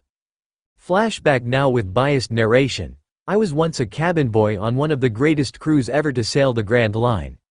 There was no end to the riches I saw. It didn't matter to me if I was the lowest ranking member of the crew. Simply being on it was guaranteed to make all of us wealthier than any other pirate could dream of being. It was on that ship that I had the best and worst days of my life. I just didn't expect them both to be on the same day. North, South. It's the North Pole, no the South Pole. Donk X2. Both young boys were sent to the deck by a man wearing glasses and had a striped beard. If you two young idiots want to fight over which end of the planet is colder, then I suggest taking a dinghy and checking yourselves. But I won't have pointless bickering on this ship, the pirate said coolly. Shanks and I were like brothers, fighting over every little thing. Sir, called a crew member from the crow's nest. Ship ahoy. The assembled pirates grinned, all unsheathing their swords and unholstering their guns. Buggy pulled out 2 daggers while Shanks hoisted his cutlass. You seem happy, Buggy, commented the young Shanks. What's not to be happy about? A ship is just like a big floating treasure chest. Money is the only thing that matters to a pirate. Hardly. Why you? They reached the ship soon enough, engaging them in one-sided combat. The air was mixed with the sounds of terror and laughter. Shanks and Buggy's crew was tearing into their enemies like they were nothing, not getting as much as cut before they struck the other crew down. Even Shanks, just a cabin boy, was having the time of his life. Buggy on the other hand found no great pleasure in the fight. He was scouring the ship in search of booty to claim before the rest. He found a chest in what looked to be the captain's quarters, but was disappointed to find nothing but a scrap of paper inside. What idiot put a scribbled-on piece of paper in a chest this big? All there was on it were green blobs and a big XO sweet buttery Neptune. It's a treasure map. It indicated that a massive treasure was buried at the bottom of the ocean somewhere. All he had to do was get it and he'd be rich enough to retire. Of course, to make sure that happened, I had to make sure I wouldn't have to split it. To do that I needed the right equipment. And to get the equipment I needed money. Good thing for me my fortune was still going strong that day. Among the booty taken from the enemy ship was an odd-looking fruit. A pineapple sort of fruit without sharp spines and covered in swirls. Any sailor worth his sea legs knew about the incredible powers they could grant you. Any sailor could also tell you the horrible downside of never being able to swim again. Now Buggy had absolutely no interest in losing such an important skill. Especially since he was very proficient at it. There were those out there though who would pay handsomely for it. 100 million at least, for just one. Enough to finance his treasure hunt easily. The captain did say that anyone who wanted top eat it could have it. My cabin boy Buggy will eat the cursed fruit, the young clown said loudly, holding the fruit high. The pirates around him cheered loudly for the boy, waiting to see what powers he'd glean from the fruit. Chomp, the crew's breath hitched, then the boy swallowed the fruit whole. Belch. What? Buggy asked the silent crew. One answered up, do you feel different? He shook his head.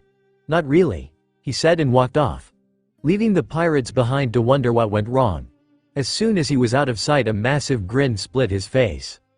Haha, idiots. That was but a pineapple I painted with food dye. He pulled out the real devil fruit. Now I just have to sell this and I'll be set for life. What you doing, Buggy? Said Shanks, who appeared out of nowhere. Buggy, not having time to think, shoved the devil fruit in his mouth to hide it. WSHUWN. What did yo want? He said through his mouth full of fruit. Yug. Even the skin tastes bad. Shanks stared at the vaguely ape-like face for a moment before answering. Just don't steal too much food, okay? The rest of us need to eat, he said and walked off. Phew, the clown wiped his brow and grabbed the stem sticking out of his mouth. Buggy, Shanks said loudly, reappearing behind him again, shocking Buggy into swallowing the valuable fruit. Ag hhhhh. He grabbed Shanks by the shirt, shaking him violently. You bastard, that was my. Hey, what's that? Shanks pointed to a piece of paper falling over the side. My map. He jumped over the side without thinking. As soon as he hit the water, it turned against him. His muscles felt like he'd been swimming for hours within seconds. His limbs didn't respond the way he wanted, leaving him thrashing on the water's surface. Help, help. I'm coming. Shanks dived after his fellow cabin boy. End flashback. 100 million berries. Gone in a gulp. My ability to swim. Gone in the same way. My map, gone. My hopes and dreams of becoming a great Grand Line pirate dashed, leaving me no choice but to sail this bottom of the barrel blue. And it all Shanks' fault. Buggy ranted. So he saved your life? Luffy smiled. Don't just listen to the end. Because of him I missed out on a treasure rivaling One Piece. He aimed both arms at the Yami boy and fired them, bara bara cannon. The knife-wielding hand launched at Luffy, who brought his own hands to grab the wrists. With his bare hands, the agony Buggy experienced before came back twofold. Blood gushed out of his stumps and hands like fountains. The red glaze that covered the sectioned limbs disappeared, replaced by what an actual dismemberment wound looks like. Bone, muscle and blood visible and as cleanly cut as a joint in a butcher's shop. His eyes bugged out impossibly and he screamed to the heavens. Eee! The girly scream swept the city, making anyone who heard it wince in pain. Even though they were enemies, and even though he'd just tried to kill him, Luffy still felt bad for the clown pirate. Throwing his hands away after taking the knives and pocketing them. The red glaze of the bara bara fruit covered the sections once more, reconnecting the limbs again. What was that? Buggy said. That boy had just grabbed his hands and he almost died. It was like his section powers faded. I have the power of darkness. Luffy explained. Darkness controls gravity. It can draw anything into itself. Even other devil fruit powers. Buggy looked horrified. That would mean. That's right, all I have to do is touch you and you have no powers. The pirates of Buggy's crew, who had just woke up but found themselves unable to move, were equally as shocked as their captain. Whoa! No powers on contact. That's nuts, yeah. And what will happen to the captain if he splits up more than just his arm? Even though Buggy couldn't hear his crewman, he was still thinking that exact thing. The dark teen grabbed his arm and it became just like a normal one that had been cut off. There was enough blood on the streets here that he already felt woozy enough to collapse. What if he'd popped off his head, or used his Bara Bara festival? He'd be dead in an instant. As much as he hated it, he may have to use that attack. Buggy grunted, throwing off his hat and upward ponytails at the Straw Hat's giggles. His feet disconnected his ankles and he rose into the air. Okay, Straw Hat. So I can't touch you. Knives appeared from his fingers from nowhere again. But that doesn't mean I can't fight you. Blades shoot out of the soles of his shoes. After all, how can you use that power if you can't touch me? Bara Bara Murder Festival, 11. Nami whistled a merry tune while sauntering back to the harbor where she knew her boat was. The valuables in her swag bag clinking happily as he went. This would go a long way in helping her 100 million berry goal. The best part was she'd get away scot-free, with Luffy and Zoro taking the blame. Hands off my treasure. The bad part. The boat also happened to be near where the two captains happened to be fighting. Ah! Luffy dodged back at the incoming attack from a spinning slice of thigh, only to get side-swiped by a razor-sharp bicep chunk. There was a reason why Buggy always seemed to have a limitless supply of knives on hand, yet never had any on him. More like, in him.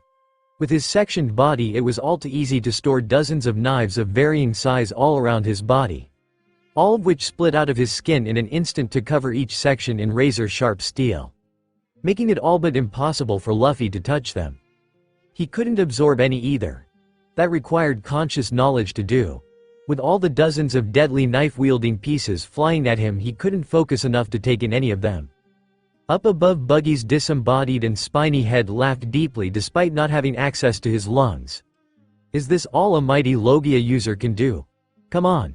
Even the dumbest of those monsters can turn into their element to make things pass through. Or can't you? Ha ha ha ha. No, I can't, he thought while dodging the deadly spinning buzz saws. If he could just get one clear grab, this fight would be over, but he'd probably lose a hand in the process.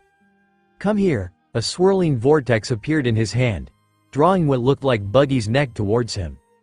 Not gonna happen, cheered Buggy, throwing other pieces of himself at the teen. Too many for Luffy to grab at, forcing him to break the pull and jump away before he was pierced. His darkness lashed out, spreading out to grab at Buggy's sections, which dodged out of the way with practiced agility. Yami Yami bullet. This attack struck one of Buggy's pieces. I think maybe his upper solar plexus. The attack tore into Buggy, tears pieces out of him before coming out the other side. Pieces that took on a life of their own. Buggy winced a little at the immense crushing sensation that small part of him experienced, but was otherwise fine. Most of the damage seemed to rely on tearing the body to pieces. I'm immune to being taken apart, remember, Straw Hat? No matter how small you dice me, I'll keep coming. Buggy then sneered and laughed at Luffy's look of frustration. All devil fruit are categorized into three groups: Paramecia, Logia, and Zoan. Of those three groups, there are those fruits that grant amazing power, and those that grant pathetic and stupid powers. In all my years, I never thought I'd see such a stupid Logia power. Shut up. Ah. Buggy tutted at the angry boy. Let yourself go too much and you'll just destroy even more of these people's homes. Luffy just glared at him.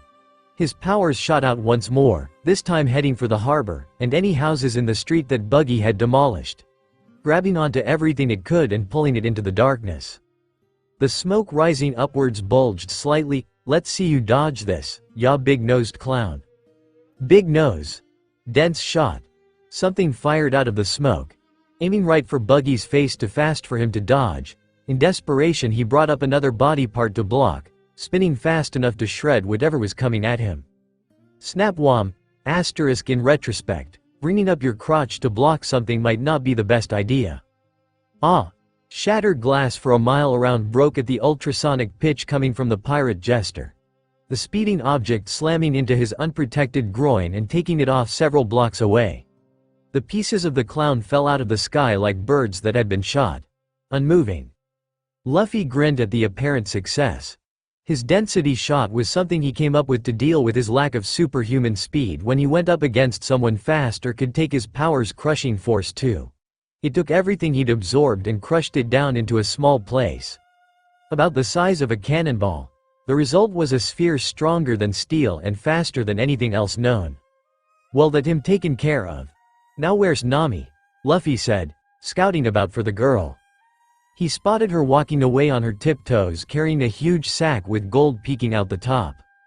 Hey Nami, he called out. The girl almost tripped at being caught but hid it well. Hi. Luffy. Wow, look at all that treasure. Buggy's head exploded from its prone position, heading straight for Nami. Hands off my treasure. His head began spinning till it blurred. Bara Bara dunk shot. 12. Yami wall. A wall of darkness shot up between Buggy and Nami. Buggy, who was big on momentum at the moment and low of eyesight, didn't see the darkness until he flew right into it. And this time don't come back. Release. Buggy's head spat out of the wall of blackness towards the ocean, disappearing off into the distance. His body parts twitched slightly but went limp. Thus Buggy the clown was defeated. He just beat Captain Buggy. Whack. Quiet you cheesebrain. Ow, why'd y'all hit me? Fair bein' stupid. Now shut and play dead or well get our asses handed to us. Our asses?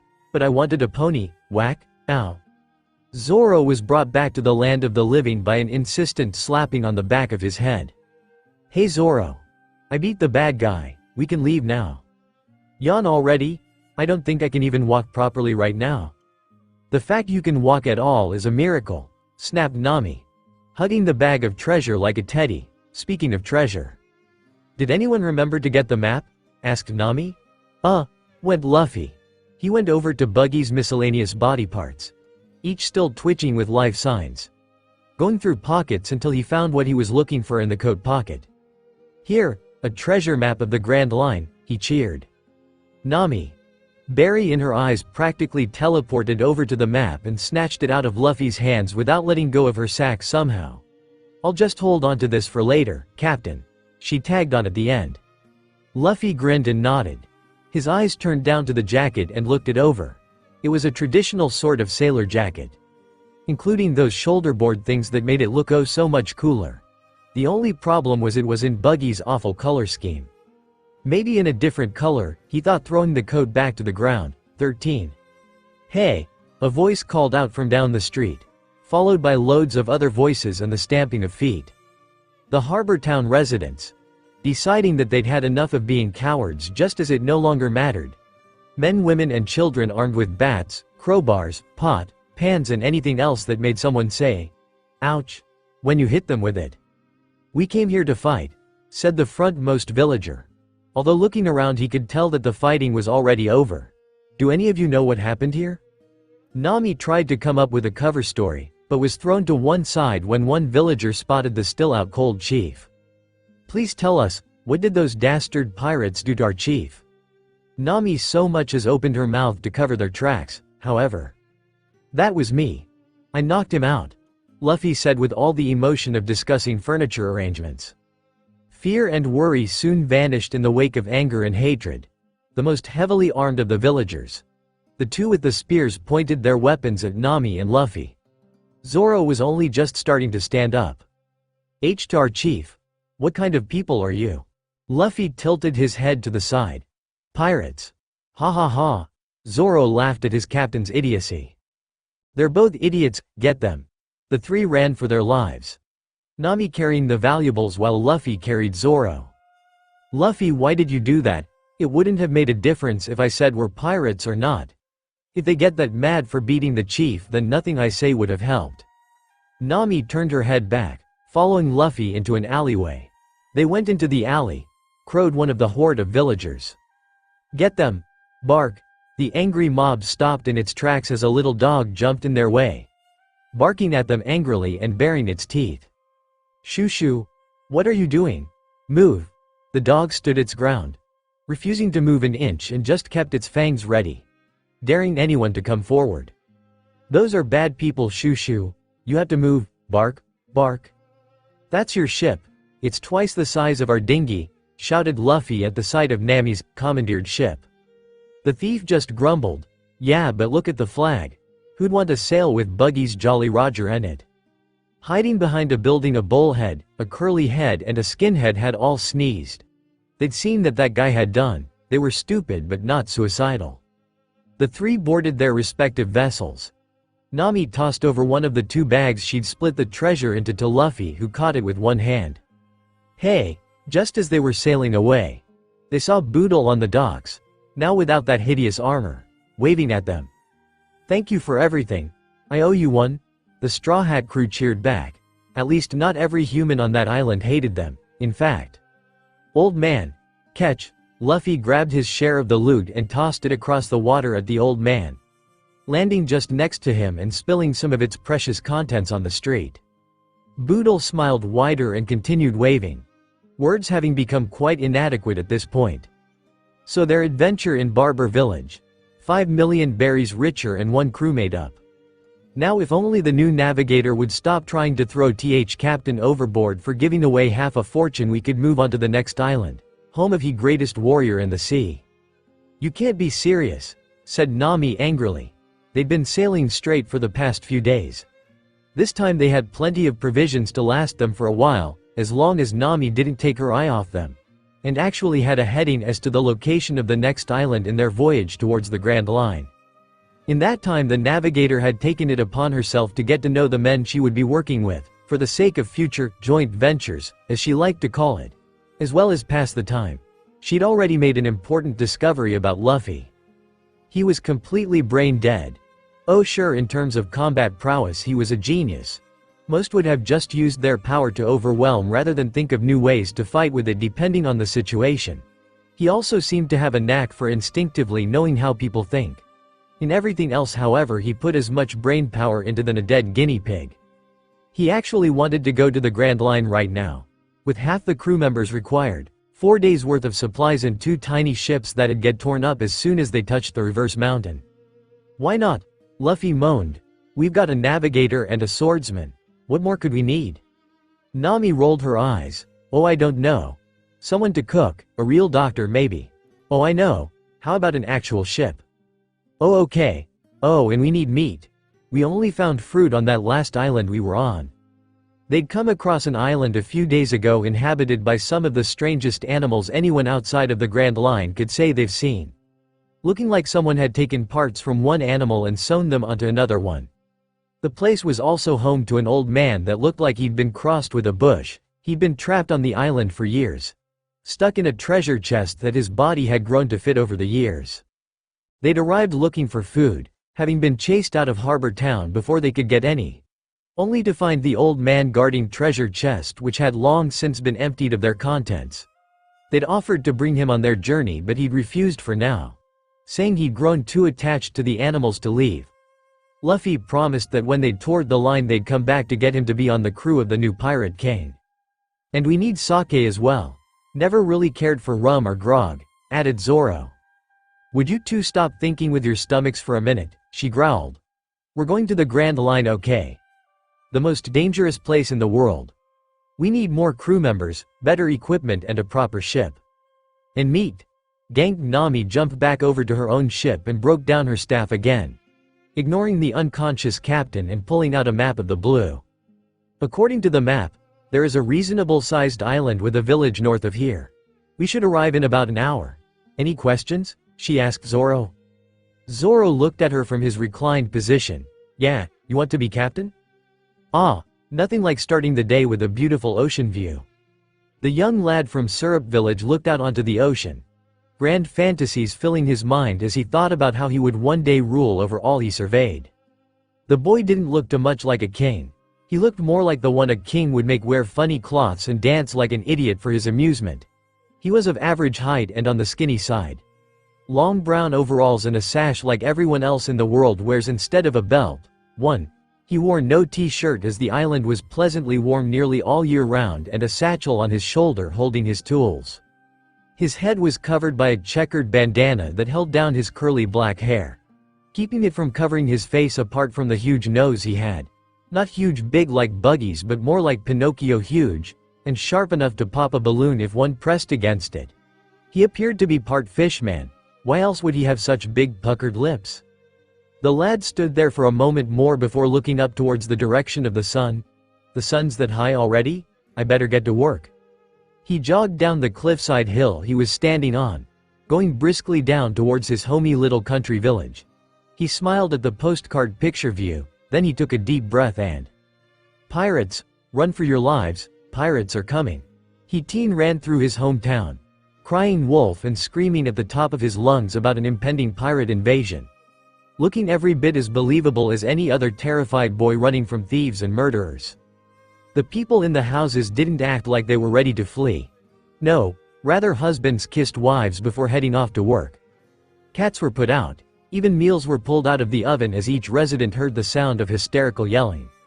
Not all were so calm, mind you. Some rushed out their doors, armed with pitchforks, kitchen knives and anything else they could grab, ready to fight for their homes. Only for Pinocchio Jr. to suddenly stop and burst out laughing. Wahahahaha. I was only joking, Usopp. The cry of all those who took the warning seriously filled the air. Oh, a lot more people out today, he said in a nervous way. Get the liar. They all charged after him. If there was one thing Usopp was famous for besides lying, it was running. Effortlessly pulling away from the angry mob without the smallest hint of exhaustion common to someone running as fast as he was. The townspeople knew they couldn't catch up to him. It didn't stop them from trying though until he vanished from sight in the woods. He stared down at the retreating villagers with undisguised glee, happy to have done his bit to keep them alert to pirate attacks. Couldn't have them run around like headless chickens in that eventuality now, could he? Usopp the liar settled into the tree he was in and decided to take a nap. He always had to get up so early to do this every morning. That's that he gets for being selfless, he supposed. Captain Usopp. He'd barely managed to close his eyes before they were jammed open by a voice calling out to him. He looked down to see two giant vegetables dressed as children. Or was that two children dressed as giant vegetables? Piaman. Ninjin. Where's Tamanegi? Usopp asked. I think he's still sleeping, said the boy who looked like a green pepper. Sleeping? How can he still be sleeping after my morning pirate scare? CCCAAPPPTTTAINNN. The terrified scream drew the three's attention towards the denser part of the woods that separated the town from the sea. Boy with a round head and hair that made him look like an onion. Big trouble, he screamed. Just as he reached the three, Usopp grabbed him in mid-stride and held him at arm's length. The boy still pumping his legs despite reaching his destination. What's wrong, Tamanegi? Pirates are coming. For real? Tamanegi shouted in his boss's face. Are real poo-poo pirates? Usopp froze up like an Xbox playing Oblivion. Strangled sounds coming from his throat. Nah, said Ninjin. Liar, agreed Piaman. It's true, he said in indignation. Two small ships just appeared on the horizon. One of them has Buggy the Clown's colors hoisted. Okay, a liar he was, but a threat like Buggy was too great to not at least consider. Okay men, get ready, commanded Usopp. Aye Captain, the three said. Now then, let's go to town and get some breakfast, he shouted heroically while turning around and started walking back to town. I see. What? They yelled at their retreating captain. Usopp looked back, before clutching his stomach in apparent agony and dropping to one knee. Ooh, if I don't get something to eat now I'm going to die, he moaned pitifully. You're a worse liar than any of us, Captain, scolded Ninjin. Yeah, what kind of pirate is scared of only 3 people, said Tamanegi. Oh, my santo. Wait, 3? As in, not a lot? The onion boy nodded. Yes, Captain. Only 2 small dinghies. In an instant Usopp was on his feet and grinning from ear to ear. No pirates are a match for the unstoppable Captain Usopp. Our way. They shouted at the teen running back to town. Right then, He about-faced and, at a much slower pace, ran towards the ocean. "Follow me." "Wow, we made it here so fast," said Luffy happily, jumping off his boat and onto dry land. Nami grinned smugly. "Of course.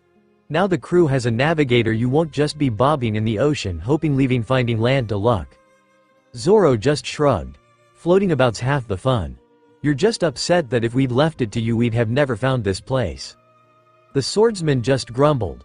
For the sake of argument he kept quiet and got out of the tiny boat, stretching to get rid of any of the pains associated with sleeping upright on a wooden mattress. "By the way." "Yeah, Zoro?" asked Luffy. "What do you think those guys are doing?" he said, pointing up to the group of kids, spying on them. Usopp and the Vegetable Patch Kids he called his crew bugged out when the baddest-looking guy with 3 swords in his sash pointed directly at them. How is it possible that he could see them? This dead log in the middle of a clearing in the tree line was the perfect lookout point. "Run!"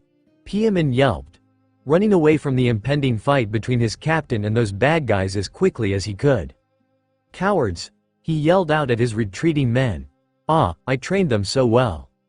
Now he didn't have the option of running. Well, okay, that was a lie too. However, he knew he had to at least try to do something. Lest they say he was not truly the greatest warrior of the sea. Plus there is the whole chased by a mob of villagers for crying wolf so much that they don't respond when it really happens deal. He stood up and crossed his arms, looking down at the invaders like they were filth on his shoe. "Leave this place, pirates. Lest you wish to face me, the leader of this island, the UNDEAFEATED Captain USSOP. "What will happen if we don't?" asked Zoro, fear completely absent from his voice. "I just told you, leave now or face me," he repeated. "Anything else?" Nami asked with no more fear. Oh, I have 80 million men just waiting for my command to tear you apart." Nami just stared at him like he'd told a really bad joke. "Liar." Bangi reeled back as though hit by a bullet. "How did you know?" Zoro shrugged. "You just told us there." Bang, another shot knocked him to the ground. Even Luffy got in on it. "And there's no way you could have 80 million men waiting to get us. This island's not big enough to have that many without us seeing. You're really bad at lying." Bang! X2 Usopp was rolling on the ground in apparent pain, crying silently and gibbering like a madman. "Haha, he's funny," laughed Luffy. Nami and Zoro just sighed at the pathetic sight.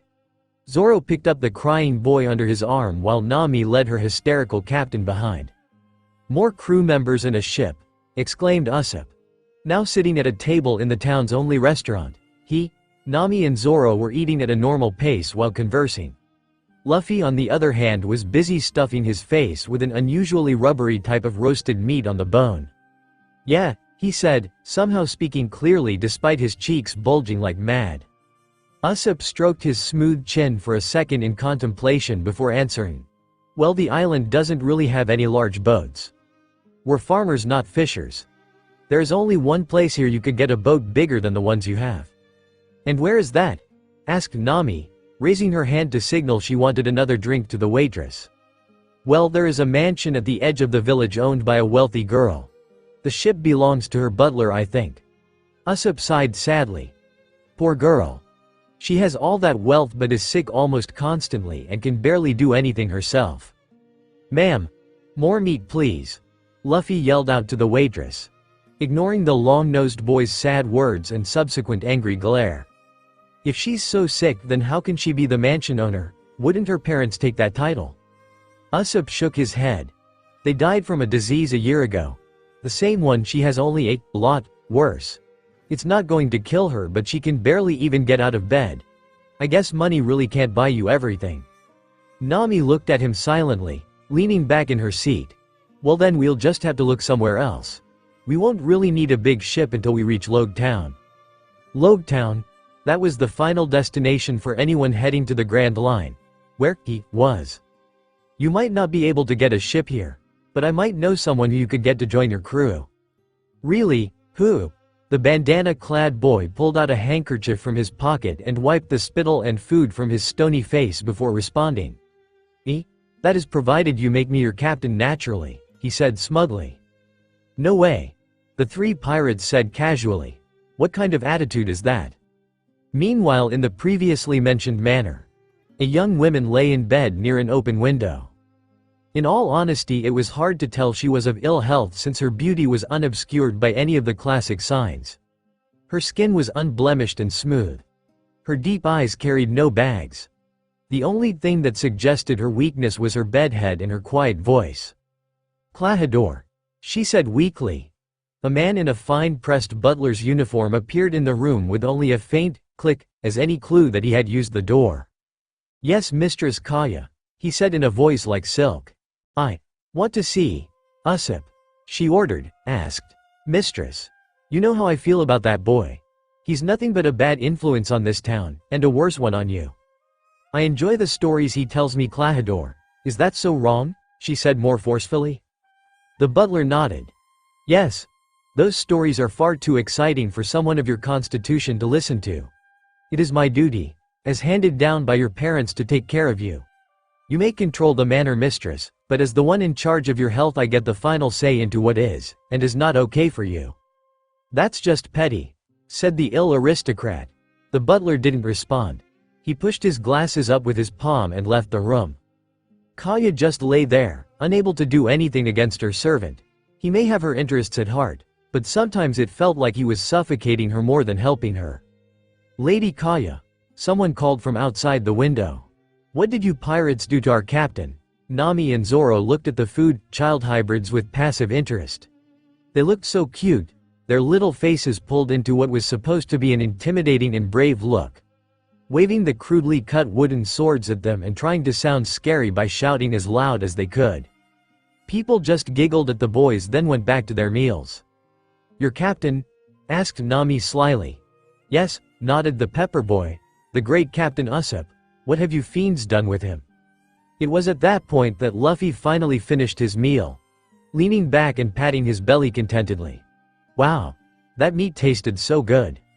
Of course the boys took this competently the wrong way. He ate the captain. Nami grinned like the cat from Wonderland, looking over at Zoro, who smiled the same way. "Oh, is that what that guy was?" said Zoro creepily. "What did you do to him?" asked the carrot boy. Zoro's grin became sinister. "Ate him." He licked his lips for emphasis. "GG Gaia. Demon hag." Their eyes rolled up to the back of their heads and they collapsed to the floor, tears running down their faces. "What? Why did they look at me when you said that?" Nami shouted at Zoro, who was laughing too hard at the boys to care about Nami's death look. The fainting spell only lasted a few short minutes, and since the crew had already had their fun, they decided to stop being cruel and just tell the kids that Usopp had just left before they came in. The boys looked at each other knowingly. "He must be away to visit Lady Kaya again," said Tamanegi. Nami looked interested. "The mansion owner? Why would he visit her?" Piemon smiled. "To tell lies. Isn't that a bad thing?" said Luffy. "Ninja at all, it's great really." "And then what happened?" said Kaya excitedly, hanging on the storyteller's every word. "Well," Usopp said, not waving his arms about intricately. "The giant goldfish sea king had just destroyed my boat. But on its last pass to smash it completely I grabbed onto its giant fin. It tried to shake me off. It thrashed so hard you'd think it was an earthquake. But I held on for dear life. Captain Usopp cannot be so easily defeated after all." Kaya raised her hand to her mouth and laughed, feeling far better now than through any of her treatments. "So he lies to her to make her feel better?" asked Nami, curious as to the relationship between the town pariah and the wealthy estate owner. "More like to tell tall tales so that she can forget she's sick," said Piemon. "The captain's a great man, especially how cowardly he is," chirped the onion wearing glasses. "What? No, it's his nosiness that's to be admired," growled Carrot Boy. "Those are strong points," thought Zoro. "Wait, so what you're saying is that the lady's feeling better, right?" asked Luffy, leaning over the table. "Yeah," said Tamanegi.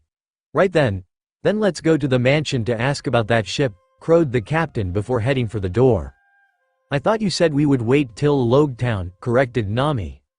"Only 'cause I felt bad asking a sick woman. But if she's better then we can ask, no problem," he answered and left. Nami wanted to argue that point. She really did. Unfortunately, trying to explain logical thinking to her captain was like trying to explain charity to her. The mansion gave you a sense of modest wealth. 2 stories tall with a fairly large garden. Above the front door was the building's sole decoration, a stone carving of a lion. Its front gates were black iron with rather than the gold color that the ridiculously wealthy usually prefer. While this house definably screamed money, it was a far cry from other wealthy socialites who live in mansions that could house an entire town. "Hello." A loud and obnoxious voice boomed past the gates. "Could you lend us your ship?" "Luffy, you can't just walk up to a place like this and ask for their ship," said Nami in a defeated way, only palming her forehead when the Straw Hat Boy climbed the gates and jumped into the estate. "Hey, you can't do that," shouted Tamanegi. "Save it, kid. We can't stop him, so we'll follow him," Zoro said before taking a powerful jump and landing on the other side of the fence. That is before clipping his foot on one of the gates, causing it to swing out the way. Nami hummed. "Well, this is unrealistically convenient," she said before walking inside with the kids. "Intruders," Klahadore said in some alarm. Yes sir," said a lower-ranked butler that looked more goat than man. Complete with big ears, curly hair with 2 tufts on top that resembled horns, a fluffy wool collar for his serpent's coat, and oddly enough a split top lip. "Were the guards merry? This is the sort of thing they were hired for," the bespectacled man said heatedly, pushing his glasses up once more. "I believe they just went to lunch," said the mutton man nervously. Not at the same time. Klahadore looked flatly at him, turning around and heading back to Kaya's room. Back in the girls' room, Kaya was almost ready to fall out the window. She was leaning so far, hanging on Usopp's every word. "So you rode the fish all the way to a dwarf kingdom?" He nodded. "Yep. Of course, finding the dwarfs would be difficult for an ordinary man, living underground as they do. But me, I found them in seconds. Cut up the fish and fed the entire dwarven nation.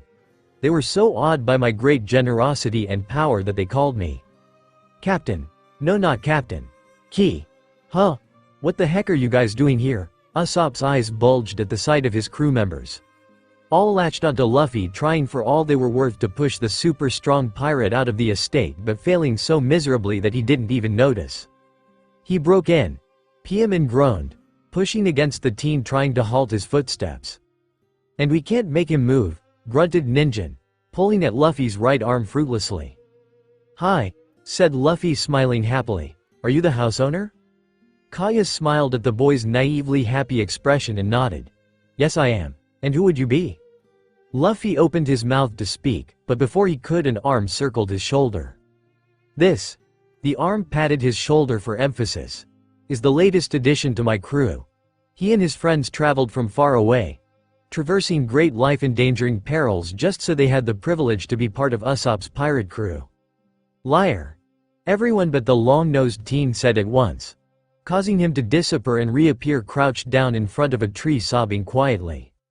"Actually, mansion lady, me and my friends have a request for you." Kaya looked interested. "A request? Yeah, could you What do you think you are doing?" Klahadore stood in the direction they were all looking. He looked angry, but only as if they were flies that continued buzzing around his head no matter how many times he swatted at them. "How dare you just barge into the mansion grounds like this? Leave now or I will contact the police," he said firmly, leaving no room for argument. "But Klahadore, they were just..." The butler held his hand up, telling his mistress that her words wouldn't mean anything. He marched up to the group and looked over them sternly, pausing on Luffy since he was the only one not cowering or glaring at him. "Can I have the ship?" he asked like a little boy asking his parent for candy. "No," Klahadore said bluntly, turning away and leaving the boy to be consoled by his first mate, spotting the true thorn in his side. Well. Judging by your extremely poor taste in cloths, bandana and the nose that sticks a foot from your face, I would say you're the notorious Usopp." "Yeah, but everyone calls me Captain Usopp," he said boastfully. "And was there any particular reason you're here? Besides annoying the mistress, of course." "Ah, I heard that part of the mansion collapsed because of a sinkhole under it, so naturally I came to help."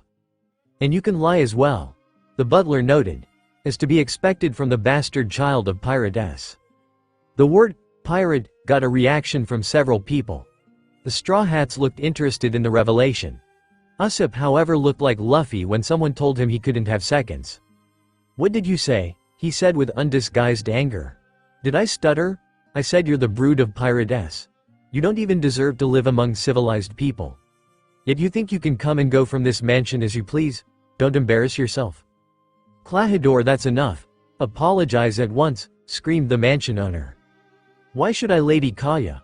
Unlike this uncivilized mongrel, I am telling nothing but the truth." He turned back to Usopp, pushing up his glasses. "Although I shouldn't blame you for your habit. After all, whatever imaginary world he lies up must be preferable to his real life. Your mother's dead, a father who abandoned his son and sick wife to go gallivanting around the world without responsibility. I may even feel slightly sorry for you." He smirked while pushing his glasses up again. "Klahadore, you should have just lied about who your father was. At least then you might not have to live with the shish." Bam! The butler went crashing to the ground as Usopp's fist met with his face. You lowlife, don't you talk about my father like that." Klahadore rubbed his reddened cheek, glaring up at the boy, like father like son. "Good," the long-nosed boy yelled. "I'm glad I'm like my dad, I'm proud he's a pirate." While the rest were looking wide-eyed at the normally cowardly boy's act of aggression, a light bulb went off in Luffy's head. He'd seen that face minus the schnoz somewhere before. The butler was not the least bit affected by the boy's impassioned words. He merely smirked and brought his glasses back up. "That much is obvious. Attacking Wataru, worrying this town daily with threats of invasion. You're as much of a scoundrel as he is. Even your relationship with Ms. Kaya is simply so you can get her money. That's not enough. You are nothing more than piratess. I have no reason to argue with one such as you." Usopp rushed him, cocking his fist back, but found himself unable to send it forward, thanks to the hand holding it back with the greatest of ease. Usopp stared angrily at Luffy. "What are you? You're only proving his point," said Luffy. "So, I said I'm proud to be. The kind you're talking about or the kind he's talking about?" Usopp didn't even feel his arm lower, far too caught off balance by that surprisingly wise statement to notice. He sighed and nodded. "I know my dad is a brave and honorable warrior of the sea. Not a scoundrel." Luffy nodded and let go, turning to walk out the gates. "Come on, let's go before they kick us out." "Luffy," Nami called after him. "Smart thing for a pirate," sneered the older man. "All of you, leave this place and never come back." Usopp glared at the man but relented and left. "Fine. I'll do just that then." With that he turned and headed out the gates, much to the ire of his crew members. The boys figuratively rolled up their sleeves and charged the butler, but were picked up by Nami and Zoro, who dragged them kicking and screaming after the other two, leaving poor Kaya to watch after them, eyes brimming with tears. "How can we have lost Luffy? He only left seconds before us," exclaimed a bewildered Nami, leaning against a fence which all non-captain pirates were against. "Don't ask me. With the amount of time we spent with him, there isn't really much either of us can say about the captain," commented Zoro. Piemon chirped up, "If he followed the captain, that might explain it." Ninja nodded. "Yeah, when it comes to running, Usopp can go all day without ever getting tired. Unlimited stamina. Not bad for a blatant liar and coward." "So where do you think he is?" asked Zoro. "The coast," said the carrot boy. "The captain always goes there when he's angry." "Or scared," said Piemon. "Sad, afraid, thinking, happy." Nami held her hands up. "Okay, we get it. If he's at the ocean for some reason, then let's not bother him. Unless your other friend went to do just that." "Other friend?" the two thought before realizing that the onion was missing from their stew. Tamanaji's gone again." Piemon shrugged. "So, he always turns up sooner or later. Always scared of something. Big trouble. Kind of like that." Tamanegi ran up to his friends, braking hard enough to go head over heels before skidding to a halt in front of them. He picked himself up and once more started freaking out. "Run for your lives. It's a horde of pirates? A giant tsunami? A tasteless joke," the boy yelled.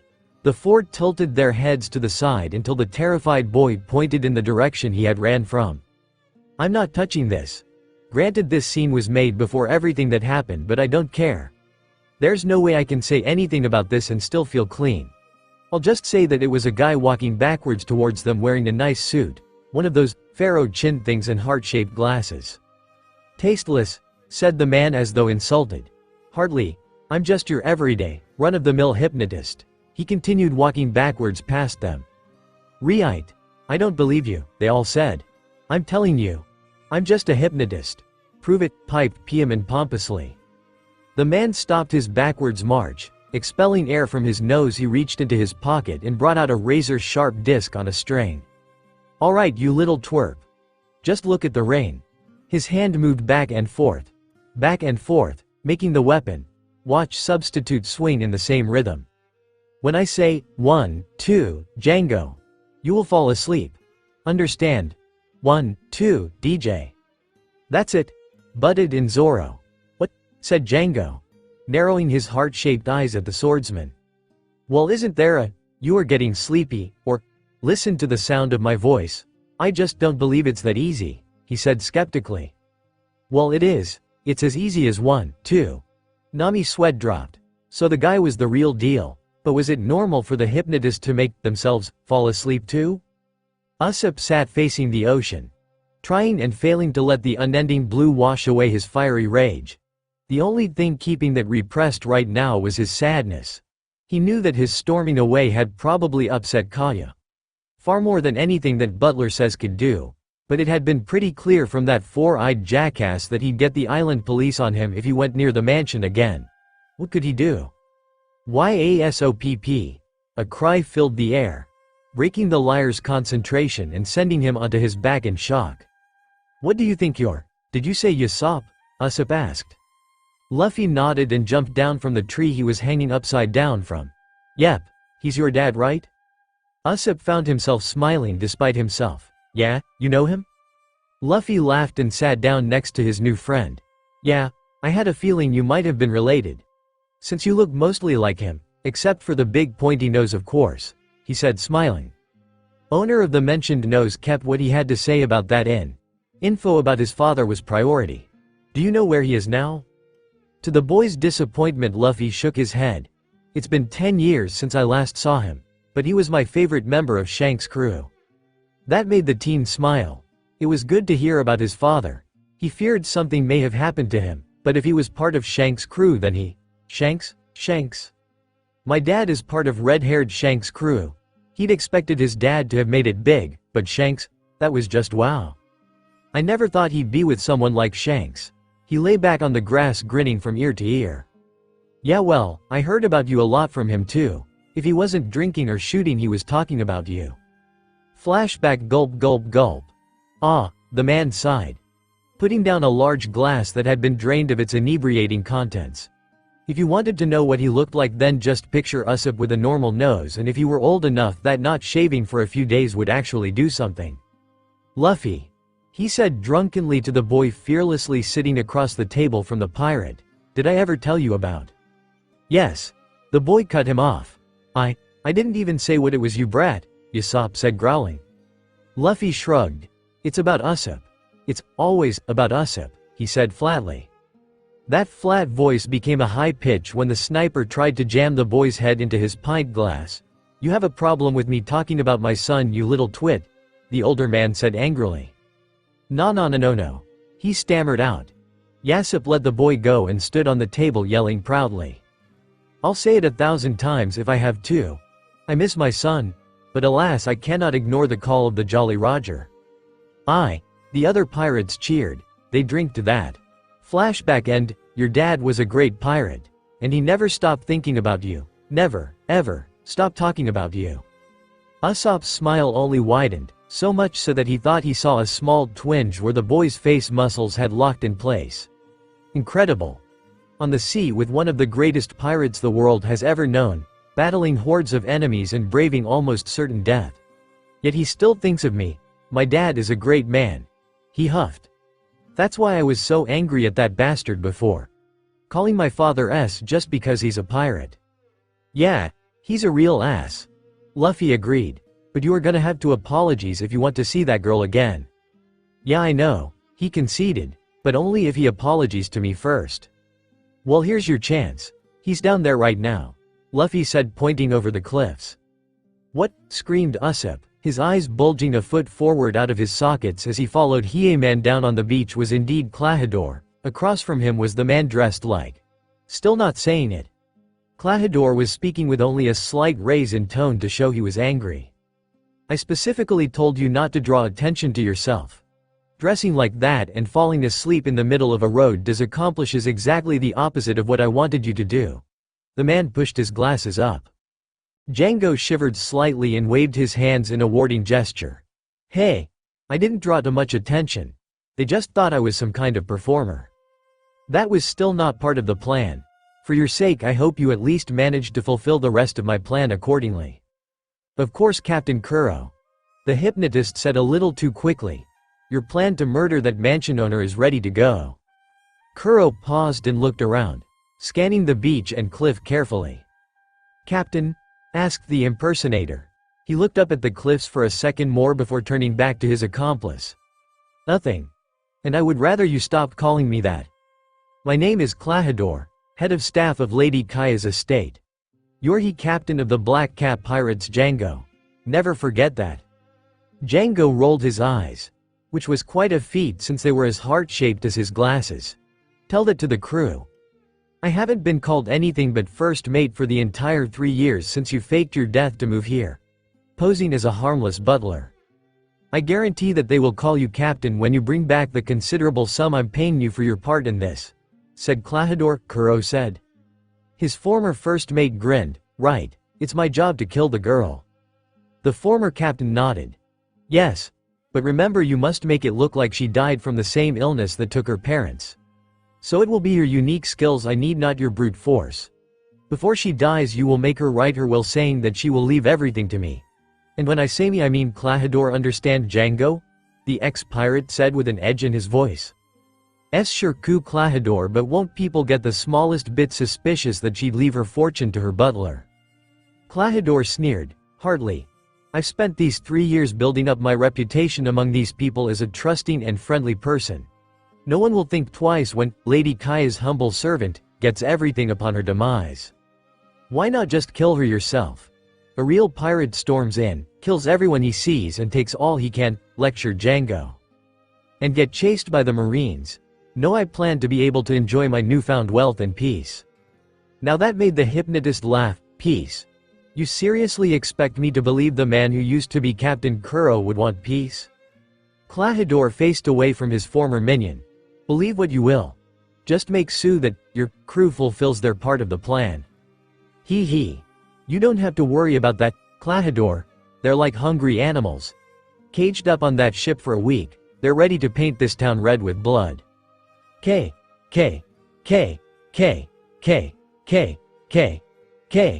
Usopp tried to let his mouth form the word starting with K, but couldn't. Not too unbelievable, since the only K words worth saying right now were kill, Klahadore, and Kuro. Not words particularly good to say when they were said with relevance to this kind of situation. His skin was clammier than he ever remembered it being. Every instinct was telling him to run, but it had seemed that he'd lost the ability to move his legs. That sounds like trouble, Luffy said casually, scratching the top of his head again like his hat wasn't there. Trouble? Usopp said in a loud whisper. That's Kuro of the Thousand Plans down there, a pirate that was known for making complicated plans that always worked. And now he plans to let his crew loose on the town. That's bad, said Luffy. Usopp had an overwhelming urge to smack this idiot. Of course it's bad, he said through his teeth. If this works, then they're going to kill everyone in town, including Kaya. At the word Kaya, Usopp felt strength return to his legs, followed quickly by his sense of preservation. He stood up to bolt but was pulled back down by Luffy, who was still looking down at the beach. What are you doing? I have to go back and warn everyone about the pirates. Usopp growled at Luffy in place of yelling. Luffy stuck his tongue out at him. Liar. Usopp balked. Are you serious? You just saw that down there and you think I'm lying about it? Luffy shook his head. Then why? The answer struck Usopp like a lightning bolt. You're right, I am a liar. Luffy nodded, seeing his new friend understand. I run through town every day screaming about pirates. Telling the truth for once won't make me any more believable. He sank into depression. The one time. The one stinking time. He wouldn't be lying and nobody would believe him. All he'd done with his constant lying was make himself totally unreliable for when it really mattered. So what do?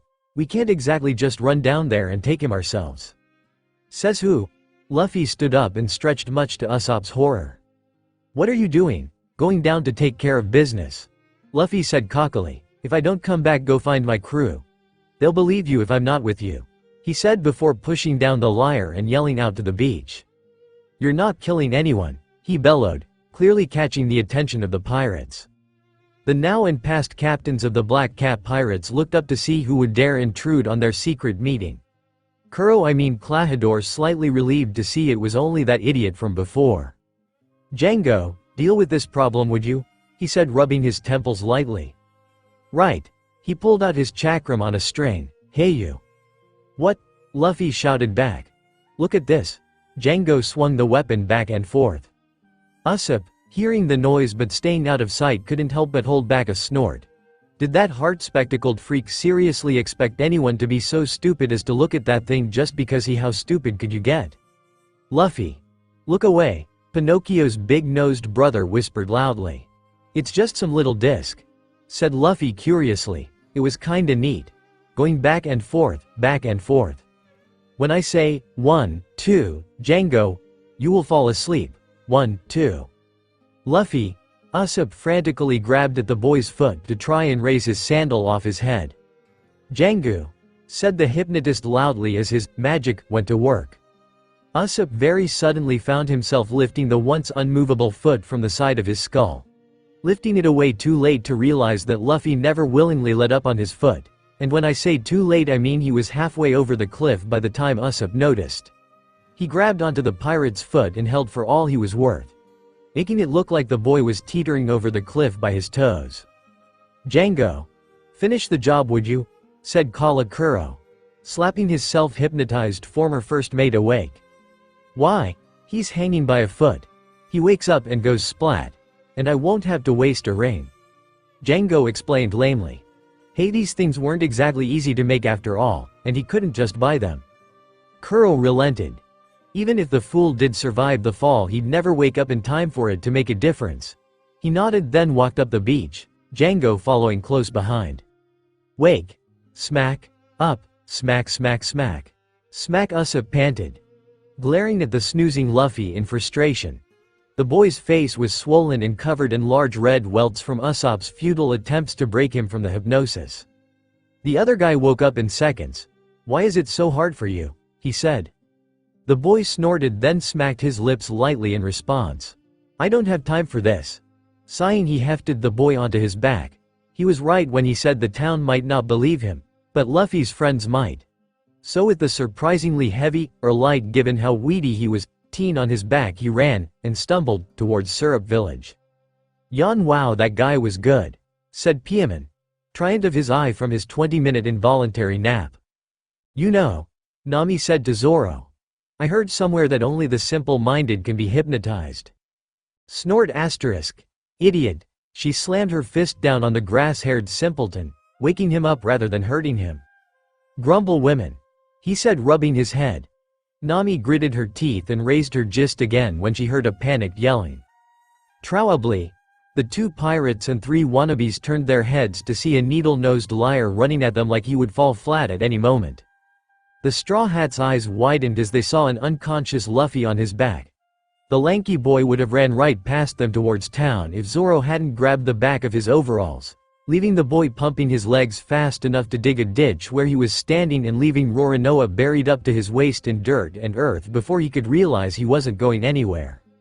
Oh, there you are, he said, somewhat embarrassed. He shirked away from Zoro's death glare and looked at Nami, who was more concerned about the unconscious devil fruit-eater on Usopp's back. What happened? She asked while Usopp put down Luffy and propped him against the fence they were just sitting on. Why is Luffy out cold?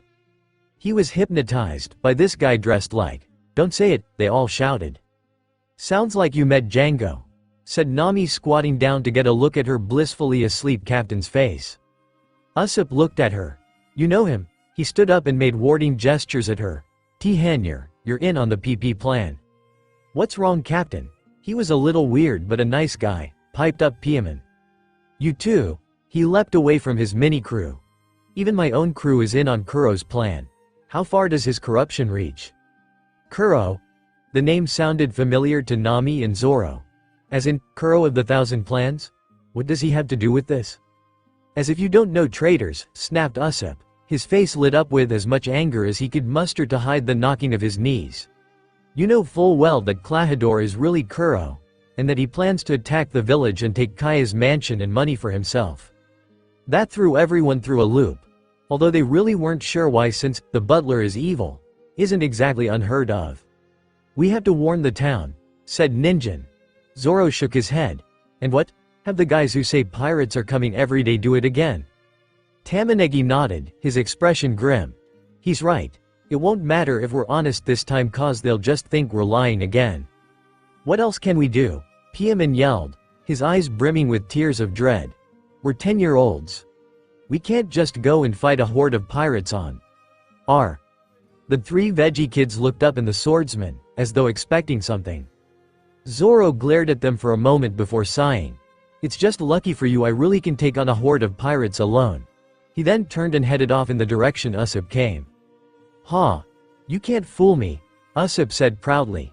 "Now that I found out about your fiendish plan, you're just trying to trick me. So I'll follow you, trying to stop you while your crew destroys an unwarned village. Well, it won't work, you're not even heading the right way," Usopp said in superiority.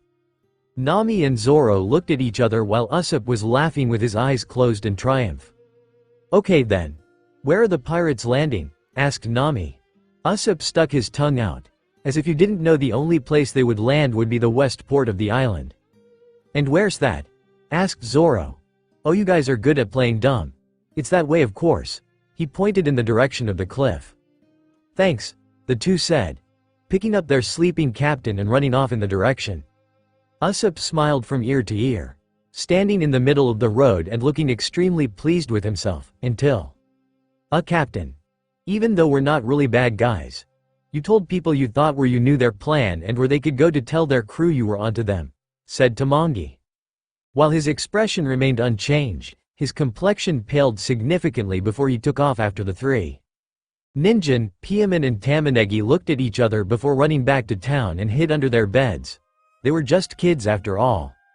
The port of the Syrup Island was perfect. In a battle sense, of course. A narrow road led up from the stone beach on a steep incline, tall cliffs on either side left no room to maneuver, and was an excellent vantage point for anyone at the top of it against anyone coming up. "You sure they'll come up here?"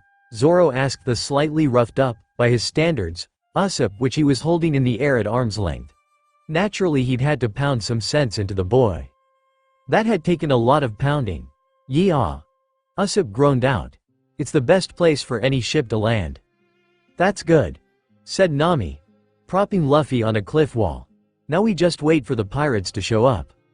Wait," stammered Usopp. "Of course we wait," said Zoro. "Unless you'd rather run away like a get back here." Zoro once more grabbed the boy's suspenders, forcing him to a halt. Nami rolled her eyes while trying to shake Luffy awake. "I thought you said you were a brave pirate?" Usopp gulped. "I am. I just lie," Zoro butted in. The lanky teen looked away. Nami had moved on to violent shaking. "This is your one chance to prove to the villagers and yourself that you're not a coward. What do you say?"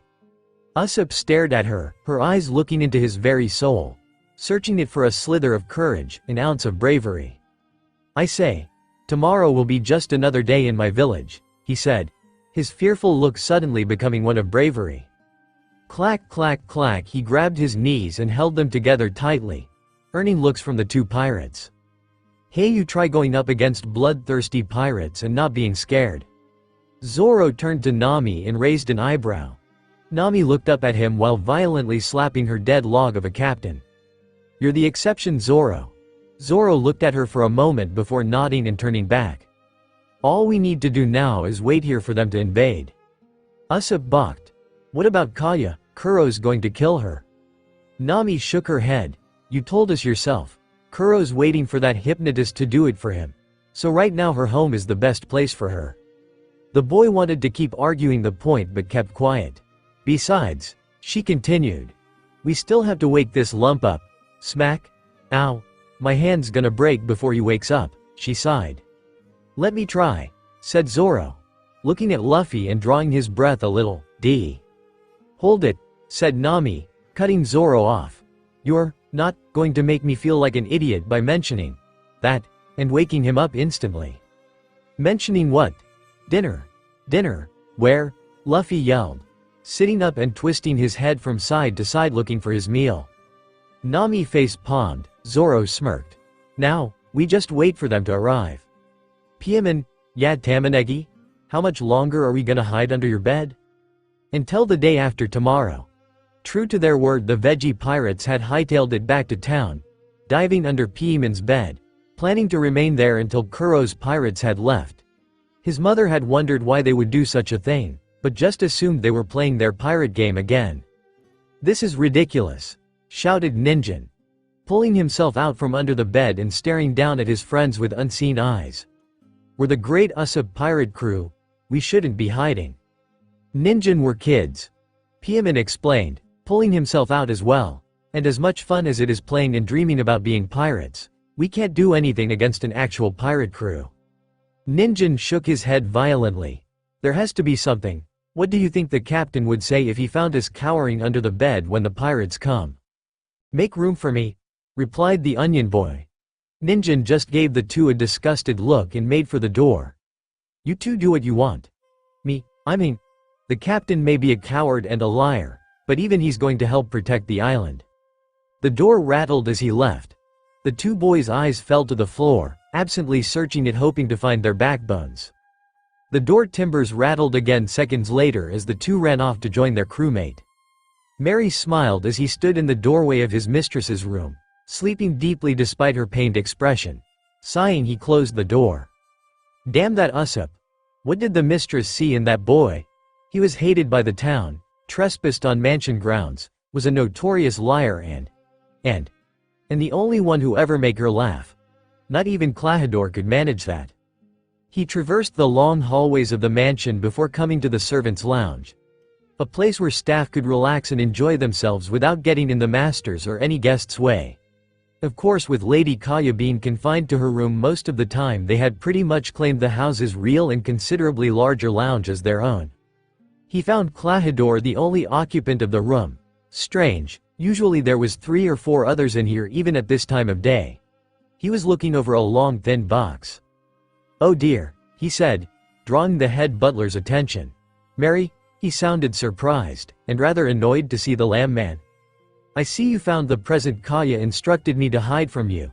He walked over to Klahadore just as the man opened the box, revealing a pair of glasses with a tighter frame than the ones he had. They were a present to celebrate your 3-year anniversary since coming to this house. She noticed how your glasses kept slipping and had these made for why. Crack. The word died as Kaya's most trusted butler, the man who stood beside her through ill health and grievous lose, ruthlessly crushed her heartfelt present beneath his heel. Useless, he said simply, looking out into the sky, deliberately avoiding Mary's gaping look. What's wrong with you, Klahadore? That was a gift to Ms. Kaya to show how much she cared for you. He pushed his glasses up, earning an agitated grunt from the other man. I could care less for the gifts of a frail little wench. Unless of course the gift was, oh say, this estate. Mary was going to retort when Klahadore looked right at him. His breathing became heavy and his brow sticky with sweat as his what he guessed soon-to-be former workmate stared at him with his soul-piercing glare. Do you know why I haven't replaced these glasses on my own, Mary? Klahadore asked, stepping closer to the panting Mary. A liveliness in his eyes never before seen. I leave them to remind myself of who I was, and what I can do. Lady Ka. Escaltech. The dusk gave way to twilight, and twilight turned into dawn. Out of the range of even the keenest of sight, a boat bobbed on the ocean, creeping closer to the island with every groan of its timbers like an arthritic cat stalking a mouse. Django stood on deck, watching his destination grow closer and closer. You men know the plan? He asked, never bothering to turn around. Aye, Captain, replied a burly man with cat ears on top of his head. Rush in, kill everyone and raise the town. Wrong, he snapped back. Rush in. Raise as much hell as you want. Turn every building to rubble for all I care. But don't kill anyone. Ta hell with that. We've been coped up on this boat for days. I want blood. I want gore. I want to see grown men crying like children before I run them through. The sound of bones groaning when I bend their spines backwards until they break. I did not become a member of this crew to act like a schoolyard bully. There was a murmur of agreement among the crew at that. Django still didn't look at them. So you won't do it? I can dig that. I just need to run it by Kuro to see if he's okay with the change in his plan. The murmuring ceased instantly. The hypnotist smiled, glad to see that they saw his point. Meanwhile, back on the island, the Straw Hats and Usopp were preparing for the invasion. As it turned out, Usopp conveniently had a copious amount of oil at his home. He didn't have any use for it. He didn't cook with it, use it for heating, or treat anything with it. He just had it. Yeah. Okay, here's the plan, explained Usopp, using his captain attitude. The Black Cat pirates were known to be as agile as they are bloodthirsty. So with this oil and the steep walls on either side, we can take all that away from them. Then it's just a matter of using ranged attacks to safely take them out. Wow. That's actually a good plan, said Nami. Luffy was less impressed. I still think me and Zoro could take them out no problem. Maybe even just me. Nami shook her head. We can't always rely on your powers, Luffy. You might not be there when there is a fight, and it won't be good for us not to be ready. That was the official version, at least. The truth was that she was terrified by Luffy's powers. The way the darkness gave off an unearthly chill that ran up her spine every time it passed near her. The unnatural way it twisted as writhed like it was alive, spreading over everything more like a virus than the goopy smoke it was.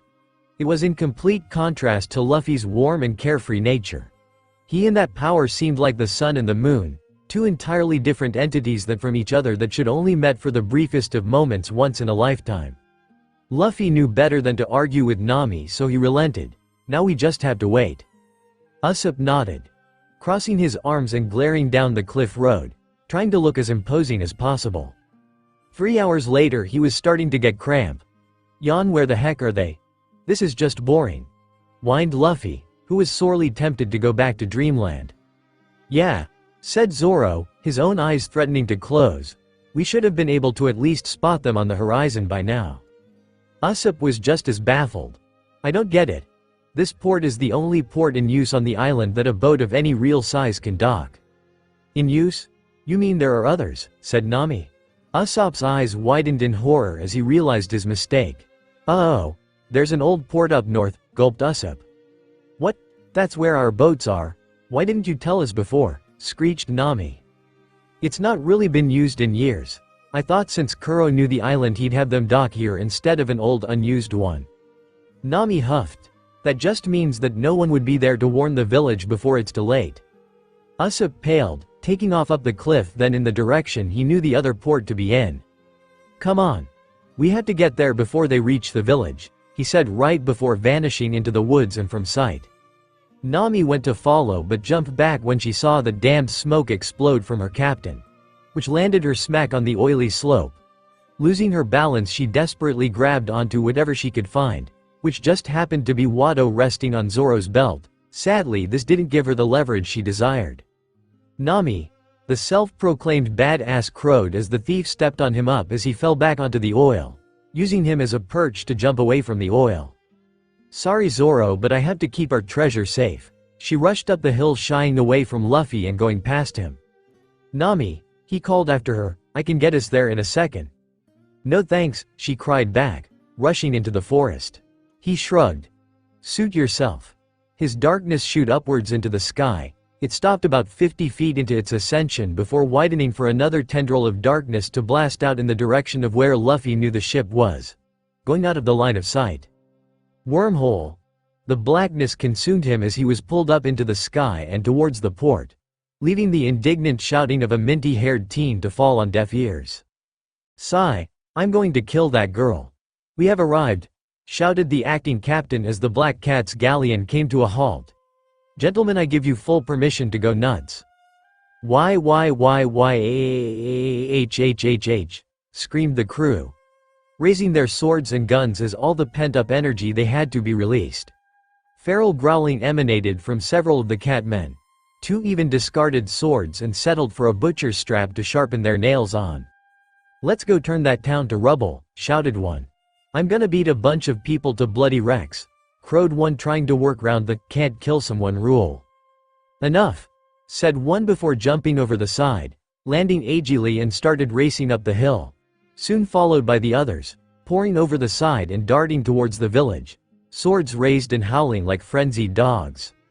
"Let's destroy everything," the one who said that found himself lying back on the ground seconds later as something hard impacted with his head, as with several other members of his crew. "There's someone on the top of the slope," pointed out Django, gritting his teeth slightly when he saw who it was.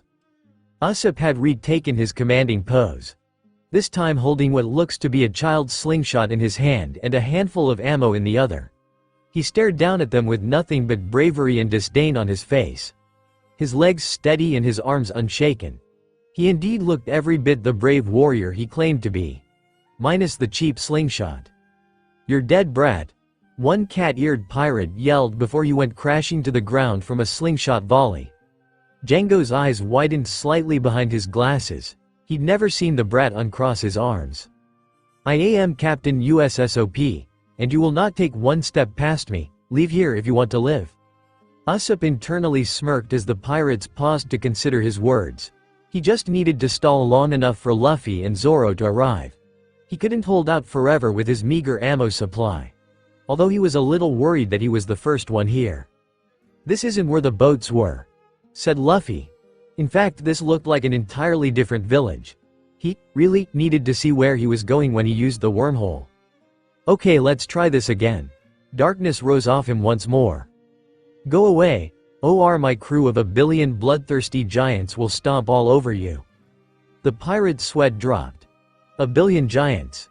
Kid, are you even trying to make a believable lie? 1,000,000,000 giants? "Everyone back on the ship," screamed Django before he made a break for the boat. "He's lying, Captain." "What?" the hard-eyed pirate roared. "How dare you trick me?" "Well, at least he fell for it," Usopp thought meekly. "Men, I don't think Kuro will mind if we turn this twerp into a grease stain." Maniacal grins spread all around when he said that. A little mutilation was just what they needed to take the edge off so they didn't go too far in the village. Usopp gulped but held his weapon steady, as did Django. Even from the distance between the two, Django's disc drew Usopp's attention, eyes shifting back and forth in rhythm with the pendulum. "When I say 1, 2, Django, you'll drop the weapon and lay down." 1, 2, John. Whack! Usopp's eyes were torn away from the ring that made up his world as a wooden staff crashed into the back of his head. Nami lifted her pole off the liar's head, grabbing his arm and lifting him back to his feet. "Ow!" He rubbed where a lump was quickly rising. "What was that for? You could have made my brains shot out of my eye sockets." "You're lucky it doesn't fall out of your ears," she snapped back. "That hypnotist guy down there was gonna make you lay down and let yourself get drawn and quartered." "Hypnotist?" He looked back down at Django again.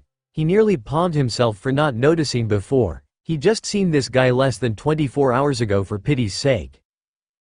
You're an idiot." Usopp stared at the ground, deeply depressed. By now the feline-themed felons had grown very tired of all the talking.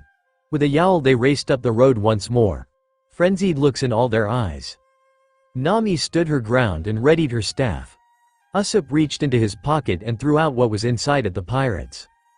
Shorekill Inferno Caltropes. The metal spikes scattered in front of them, right in their enemy's path, just as Usopp grabbed Nami's arm and pulled her back on the ground. "What are you?" BB Boo flame and earth scattered everywhere, as did several horribly wounded pirates before landing back near their captain's feet, broken, bloody and out for the count. Nami looked up from her downed position, gaping at the large hole that had appeared where they threw the caltropes. "Smack! Stop doing that!" Usopp shouted, rubbing the back of his head. "Well, that's what you get for carrying explosives around in your back pocket," Nami countered. "Oh, so I was supposed to fight viscous pirates with kiddie weapons? I'm a coward, not a fool," Usopp sarcastically replied. "Wow. Who would have thought a weedy lying coward armed with a slingshot would actually be smart enough to bring real weapons to a fight, too? Got anything else?" Usopp gave her a strange smirk. Oh yeah? Meanwhile we find that Zoro and Luffy both suffer from the dreaded Hibiki syndrome, an ingrained lack of a sense of direction. While Zoro, after finally escaping the oil, ran about the woods like an idiot. Luffy kept porting around the island. His own inability to determine where north was exaggerated by the fact he was looking for somewhere he couldn't see. He needed a bird's eye view too. And there's an idea. He make his darkness rise straight up. Anyone looking in that direction of the island assumed it was from a house smokestack. He teleported himself up into the air for a second, trying to spot the location. There, he said gleefully, before his powers shot out towards their destination. Ah! Yelled one of the pirates as something powerful impacted against his forehead, sending him into La La Land. Usopp smirked and lined up another shot. That was Captain Usopp's sure-kill Death Star. Insert Imperial March here. I have enough for each of you, and all it takes is one shot. The cats hesitated for an instant, before pressing forward. To them it was a choice of a few dying or all of them dying when Kuro found out they failed.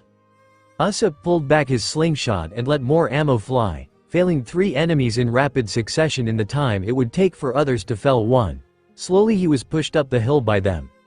Being forced to give inch after inch, even a few he was sure he had at least knocked out were getting back to their feet, meaning their skulls must be really quite thick. They were getting too close for him to throw any more explosive caltropes, and he'd tossed out his normal ones for these ones. Nami. I'm no good at close range. I could use your help, Nami. Against his better judgment, he found the girl creeping up the hill as quietly as possible. She turned around, embarrassed.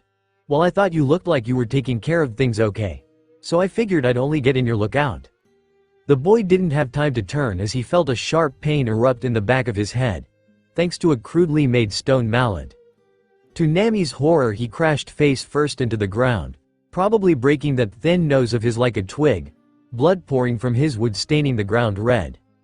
The pirate grinned wickedly, showing 2 rows of sharp, jagged teeth. Rat, you don't know how much I'm going to enjoy this, he said right before he lifted his hammer high above his head and brought it crashing down. Nami brought her hands to her mouth as the pirate continued to pound Usopp's skull like a drum, each time the rock tied to the stick becoming more and more soaked in his blood. She tried to move forward but was caught by a pirate who grabbed her arms and pulled them behind her back. The others watched, most just stopping to watch the show while others kept walking up, albeit slowly so they could take in the delightful sight. After a few more blows, the black cat pirate let his hammer fall to his side, panting and satisfied that he'd gotten some of his aggression out. Well, that was fun, he said, turning around to walk away, before a hand grabbed his ankle.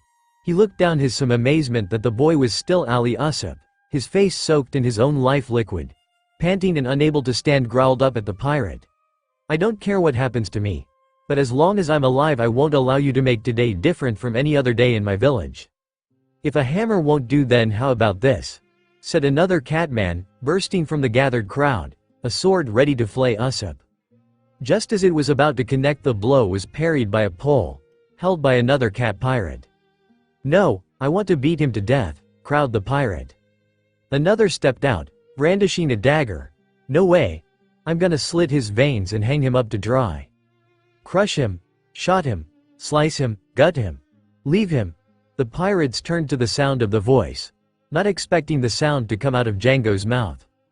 You idiots have wasted enough time. Neither he or the girl will do anything to stop us, so leave them be. Or would you rather let Kuro down and face the consequences? That was all the encouragement that was needed for them to make a break up the hill, throwing Nami to the dirt and trampling over Usopp like he wasn't there. No, he shouted, reaching out fruitlessly, trying to grab onto at least one of the wicked men. I won't let you destroy my village. Ba doom. Out of nowhere, a mass of black smoke crashed down at the top of the slope, clearly covering something heavy because the moment it hit the ground in front of the climbing pirates exploded, sending them all flying back. Usopp's eyes widened in shock, while Nami's closed so she didn't have to look at it. The smoke, instead of rising, fell to earth, sucking into whatever mass it was covering, revealing a grinning Straw Hat Boy. Luffy, Usopp said in shock. Luffy just grinned wider. Usopp, next time you should just lead me where we need to go. Nami's the navigator, not me. Django looked up at the boy. He was sure it was the kid he'd made fall over the cliff yesterday. Did he survive? Must have. That thing he did with the smoke could only mean one thing. Captain, said one of the crew, lucky enough to have been at the bottom of the slope when Luffy crashed. He took out more than half the crew by falling from the sky. What is he? Django pushed up the bridge of his glasses and gulped. No doubt about it. That kid's a devil fruit eater. DD devil fruit. Another lackey stuttered. The Black Cats were known to be some of the most powerful and dangerous pirates on the East Blue. However, being the strongest on the Easy Blue usually meant being the weakest on any other. It was rare for a pirate in this ocean, Buggy being an exception, to have a devil fruit ability, and those that do usually go to the Grand Line as quickly as possible. A crew that made their living in the East could have a long and happy career without ever meeting one of these monsters. Django bit his lip. There was only really one thing that could be done for just such an emergency. He just hoped he'd survive the aftermath. Lifting up his pendant, he called attention to his men. Meanwhile, Nami was verbally chewing up Luffy's inability to reach where the location fast enough, and futilely using his bad sense of direction as a defense, to which Nami only attacked him further by saying he couldn't even remember where the boats were. Usopp meanwhile was staring at the pirate with wide-eyed astonishment. He'd heard rumors about men like him, creating earthquakes by punching the air, biting through steel and stone as though they were cooked meat. Seeing it though, that was something in a whole other league. "How strong are you?"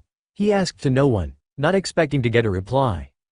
"I can take this whole crew if I wanted," Luffy said proudly, pumping his fist and getting ready for a serious brawl.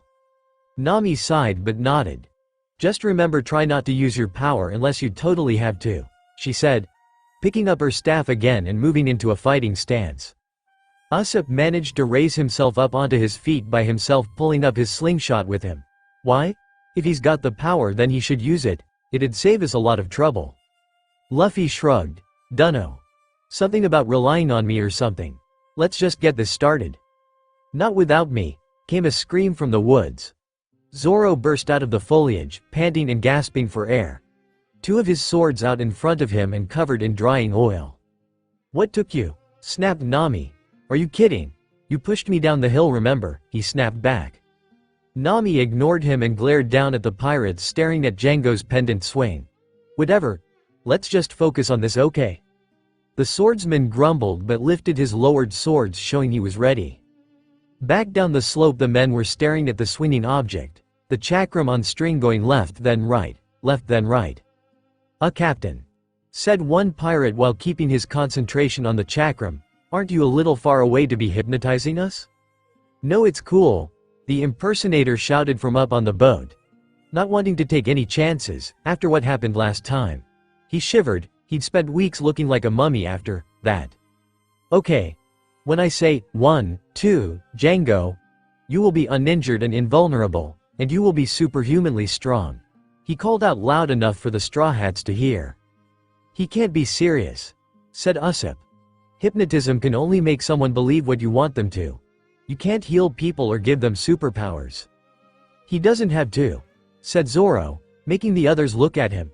"But you can make them ignore pain by making them believe they aren't and can't be hurt. And switch off the limits the brain puts on the body that stop it from tearing itself apart. He can do all that. Maybe I should ask him to join our crew." "Whack wham, idiot," Nami and Zoro said as one before getting back into their stances. "Okay, here we go." Django gulped. 1. The Straw Hats tensed. T2. The Black Cats grinned. Django. Click. It was that simple. Like flipping a light switch, their minds just turned off. The entire ensemble of pirates lost control of their own bodies as reason and fear were pushed aside to make room for rage and instinct. Their pupils vanished from AWS. Speech was replaced by guttural growling and snarling like the animals they were. More like dogs than cats, really. Each one of them moved about as if they were completely unharmed.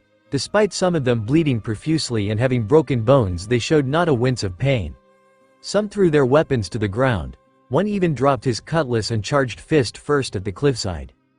Ba-kum to our hero's shock. A massive fissure opened up where the Black Cat's fist and landed, running up the cliff face and causing a massive chunk of it to fall away.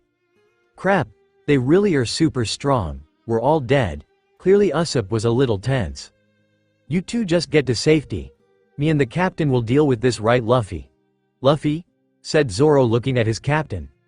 "Yeah," yelled Luffy, who appeared to be suffering from the same white eye disease as the black cats. Darkness exploded above him in waves, making Nami get away faster with Usopp on her shoulder. Zoro said nothing. He did wisely backpedal away from the human black hole as his unrestrained powers lashed out at him and everything else. "Attack!" cried out the hard-eyed captain, before ducking. Now here is why Django hates using this form of hypnosis. You see, pound for pound the human body is far stronger than most of us believe it can be without becoming one of those giant muscle men who make a living flexing in speedos. We are actually capable of far more than we appear to be. That's, if we were allowed to use our strength to its maximum. The brain itself imposes restrictions on the body, keeping us from injuring ourselves by telling us how much we can lift or how fast we can run. What Django did was not just remove the restrictions on their strength, but everything. The black cats at this moment were more free than most can ever hope to be. The limits that kept all human beings from achieving their fullest potential was edged through their body in buckets as the brain's control on the adrenal gland was let go. Needless to say, it was this that caused the sudden berserkerism. They lashed out at everything. Some charged up the hill. Others joined in on attacking the rock, while others, in an act Django feared, started punching fist-sized holes in the boat. "Stop, you idiots! Get them, not me!" Django crowed over the railing, not willing to show his face lest he be targeted. Luffy, on the other hand, didn't move. His powers, however, translated all the aggression and sensations of power he was feeling right now, reaching out and twisting through the air in ways that would make even the most cynical of people believe it was alive. Zoro had managed to run after Nami and Usopp and drag them out of danger just in time as the Logia power shot out in all directions. Down the cliff, over the trees behind him. Everywhere. Grabbing the berserk men and dragging them into the darkness with only screams of indignation before they went silent. It didn't stop there though. It stretched out further. The bubbling and twisting blackness soon reached the black cat's vessel, going under and around it until there was no chance that anyone could escape its grasp. Django jumped away from the black muck as it crawled over the ship. Everything started to groan as the wood was pulled into the mysterious place where all that touches the Yami smoke goes. The figurehead already crushed into splinters before being pulled in. He had no way to escape, and the black smoke coming from that kid obscured him from vision. There was only one thing left to do. Shamu. Buji. Just before the ship was completely drawn into the darkness, two shapes shot out of it, landing on a cliff which the darkness hadn't yet crawled up. One was a very skinny and obviously catty-looking man, wearing a black shirt covering a thin body and hunched back, a yellow bow tie and short shorts which showed off his hairy legs. He wore split-toe shoes like the feet of a cat, gloves with razor nails, and a pair of cat ears on his curly blonde hair. His counterpart unceremoniously dropped his captain from the fireman's carry. He was somewhat taller than the other one, and much bigger in the waistline. He wore no cat ears but had his hair done in a style to make it seem like he did. He wore a cape as thick as a blanket over his shoulders, tied up with a collar with a large bell on it. He had a white version of those claw gloves on, the same shoes, and a pair on vertical striped trousers untied by, what else, a sash. He wore no top, revealing a body that, while fat, was rippling with muscle underneath. "That little smokestack swallowed our ship, Shamu," said the big one angrily, watching the black lump where the ship was quickly become smaller until the spaces had occupied was flat. "Yeah, which means we're gonna have to teach him a lesson, Buji," said the skinny one. "And how do you think you're getting near him?" said Django. The darkness continuing to spread, they stepped back as it climbed up the cliff, the smoke funnel growing wider with every moment. If it had been Usopp's intention for this to go unnoticed, then he's failed spectacularly. Shamu waved him off. "You caught him in the hypnotism with the crew, right?" Django nodded. Buji spoke up, then pushing himself like that. "Even for a devil fruit user, I'd say he's already went farther than what's safe for him. The kid will burn himself out and croak any second now." He wasn't wrong. Even those as powerful as Logia users had limits to how much they could do. Which is why they couldn't flash freeze the entire ocean, or control every grain of sand in the world with a thought. There was, after all, only so much power anyone could control at once. Luffy's power was that of the endless darkness. He could create a cloud of darkness that could theoretically grow forever. The boy controlling it, however, could not. Controlling his power did after all require actual effort. More than what one would think. Definitely more than what he could handle in his state of mindlessness. H. Luffy cried out. Smoke pouring off him in all directions. His heart pumping so fast you'd think he was having a heart attack if the rest of his systems weren't going faster as well. His insides straining to keep going at a pace they were not used to. His skin turning redder and redder as blood pumped faster and faster. Shamu grabbed the back of his captain's collar as darted away to avoid the gloppy blackness coming at them. Zoro turned up the speed to avoid the void that was consuming the flora and fauna that didn't escape behind him. By now folks from all over the island were looking northward, guessing there must be a fire coming from near the port and spreading to the forest. They fled south to try and avoid the spread, knowing they couldn't stop a fire that big. That is except for a former butler, and a tired young woman being led unseen by the butler to the south by 3 little boys out of sight of the former butler. More and more power continued to fly out of the team, raising to the heavens and piercing the white clouds in a colossal black pillar.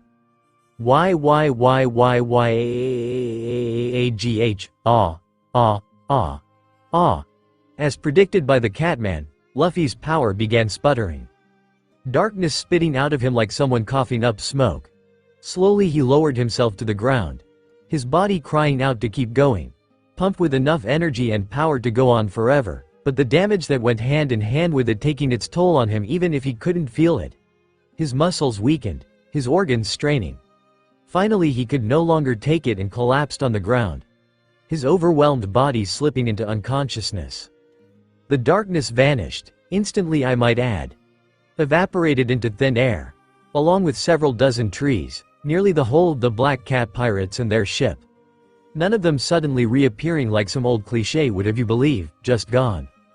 The Cat brothers and their captain slowly shimmied over to the cliff edge, peering over it to see if the coast was clear. The 3 growing wide-eyed at the sight, Shamu chuckling nervously. See Django. He wore himself out. No danger, and no crew and no ship either. The other 2 thought.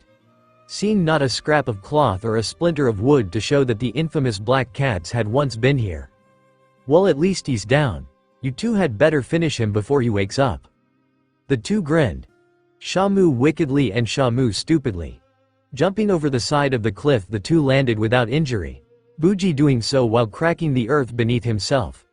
They raced at Luffy. Shamu set his hand in a knife position to impale Luffy while Buji leapt into the air again to crush him. Catastrophe. Unnamed knife strike. Boom. YYYYEOWWW. For any aspiring warriors out there who work with a partner, let me give you a piece of advice. Don't try to attack your prey using 2 different methods. Like a hand through the chest while your larger-than-life partner is planning to crush the same person under his considerable weight. Cause whether you succeed or not you'll still end up with something of yours being broken. Sorry brother. Buji apologized while his skinny brother was rolling on his back in sheer agony. Sorry, you crushed my hand and broke my arm you big. He bit his lip hard enough to draw blood. Buji wasn't the best when it came to words, so instead of further trying to console his brother he turned to see the cause of the injury. Roronoa Zoro was standing where a clearing of trees used to be, holding a panting Luffy under his arms. The swordsman also looked tired, pushing himself as hard as he did to get back to Luffy. As soon as the cloud vanished will do that to a guy. Now Buji wasn't one for subtlety or tact. Seeing his brother was injured he abandoned all sense and charged Zoro like a raging bull. The swordsman tossed his captain to the side where he landed with a grunt and drew his swords, bringing them into an X just as Buji's claws smashed into them. He went rocketing back a good 20 feet. Into the trees if they had still been there. His arms felt numb from the sheer force of the strike the fat cat had unleashed. I'm gonna rip your head off, Buji snarled and leaped at Zoro, using his formidable leg strength to launch with the speed of a bullet. Zoro rolled out of the way just in time, not expecting someone so big to be that quick. Buji cartwheeled in mid-air, stamping his feet down as he continued to fly forward.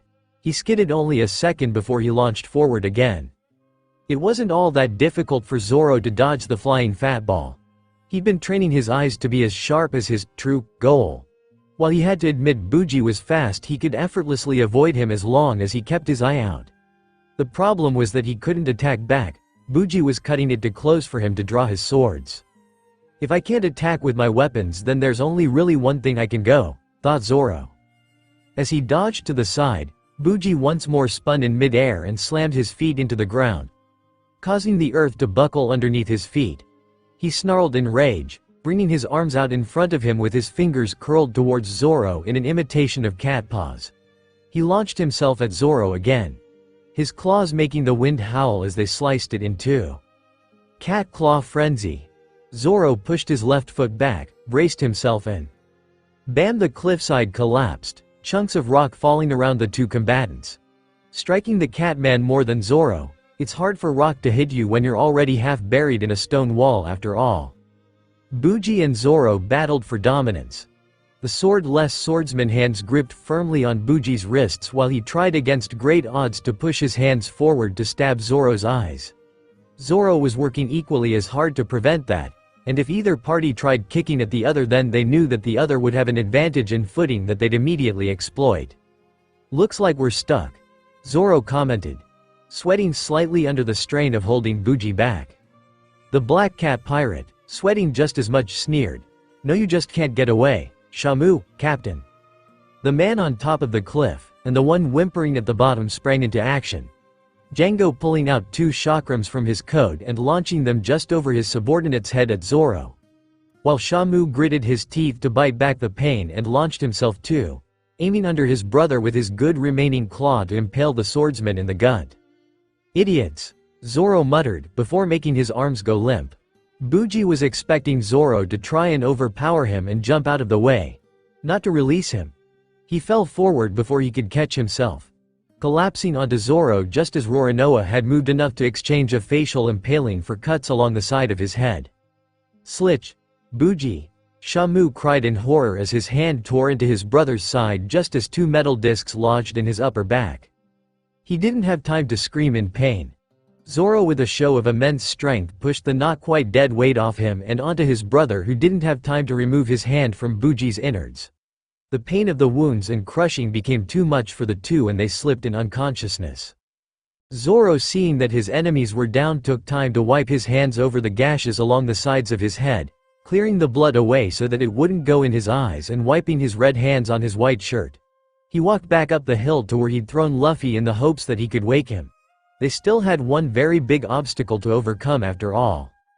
Back on the cliff, Django was acting like all of his screw had came loose at once, pulling his hat down almost hard enough to tear through it.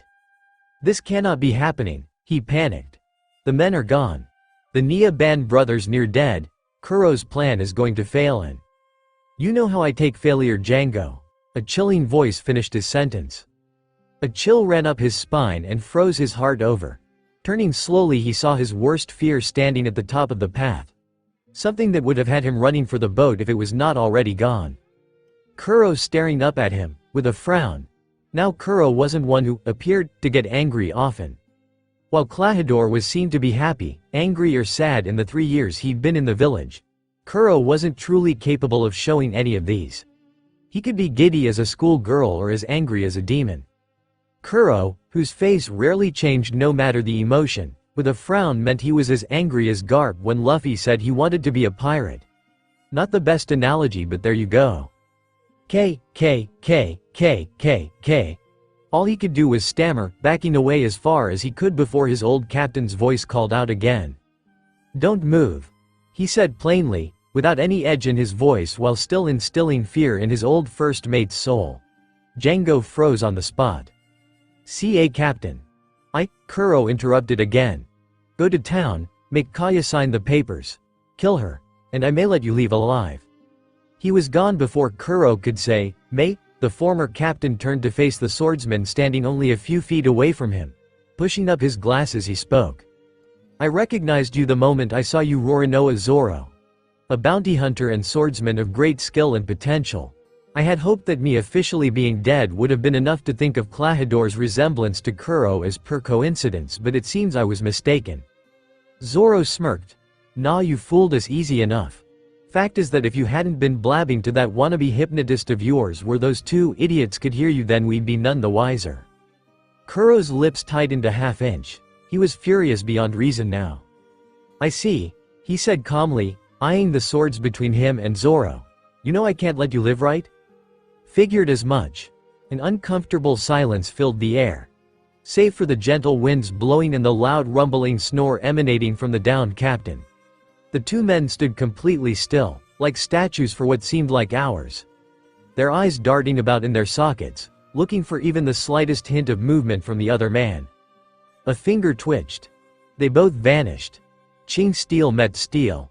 Zoro's three blades parrying Kuro's saber claws in the spot where Wado and his other sword had been just a moment ago. Kuro's mouth turned upwards a hair. You're as good as they say, he said, pulling one of his claws away and raking them at the Santoryu user's stomach with lightning speed. Zoro managed to jump back in time to avoid being bisected, but not without some gashes along his stomach and his favorite shirt being torn open.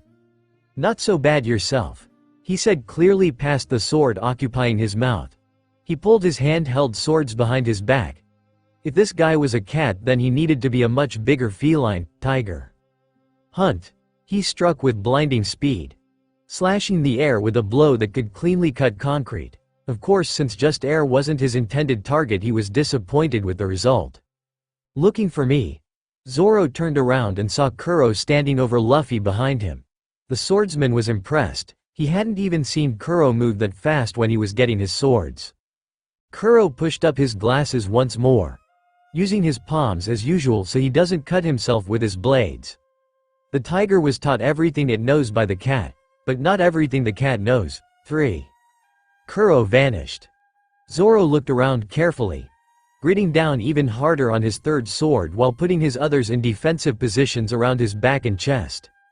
The only indication that Kuro was anywhere was a faint, booming sound, like the ones Buji made when he landed from his power charges, only much quieter and with no damage to the ground. He keeps getting faster. I don't know which direction he's attacking from, so I need to strike out in every direction at once. He moved over to Luffy, not taking any chances should Kuro decide he wanted to finish the captain in his next pass. The wind kicked up. Dragon Twister. Zoro became a literal whirlwind around a full 360 degrees, creating a small funnel of wind that reached the tops of trees. He was a blur of whirling steel, slashing in every which way that he could for even just the possibility that Kuro was there. He stopped only moments after using the technique. He stopped and looked around, slightly dizzy from using the technique but no worse for wear than what he already was. Nice try. Zoro looked up in horror to see the butler rapidly descending towards him from up in the air. Right hand thrust out while he dived down. Zoro moved his sword to defend himself and the person at his feet, but only succeeded in defending one of those two things. Kuro's first hand strike met with Wado and his other two katakana. He curled his fingers to lock them in place before lashing out with his other claw. This attack hitting its mark and leaving horrible bloody gashes down his chest. Gah! Zoro cried out, fire erupting across his front as it was sliced open like a holiday bird.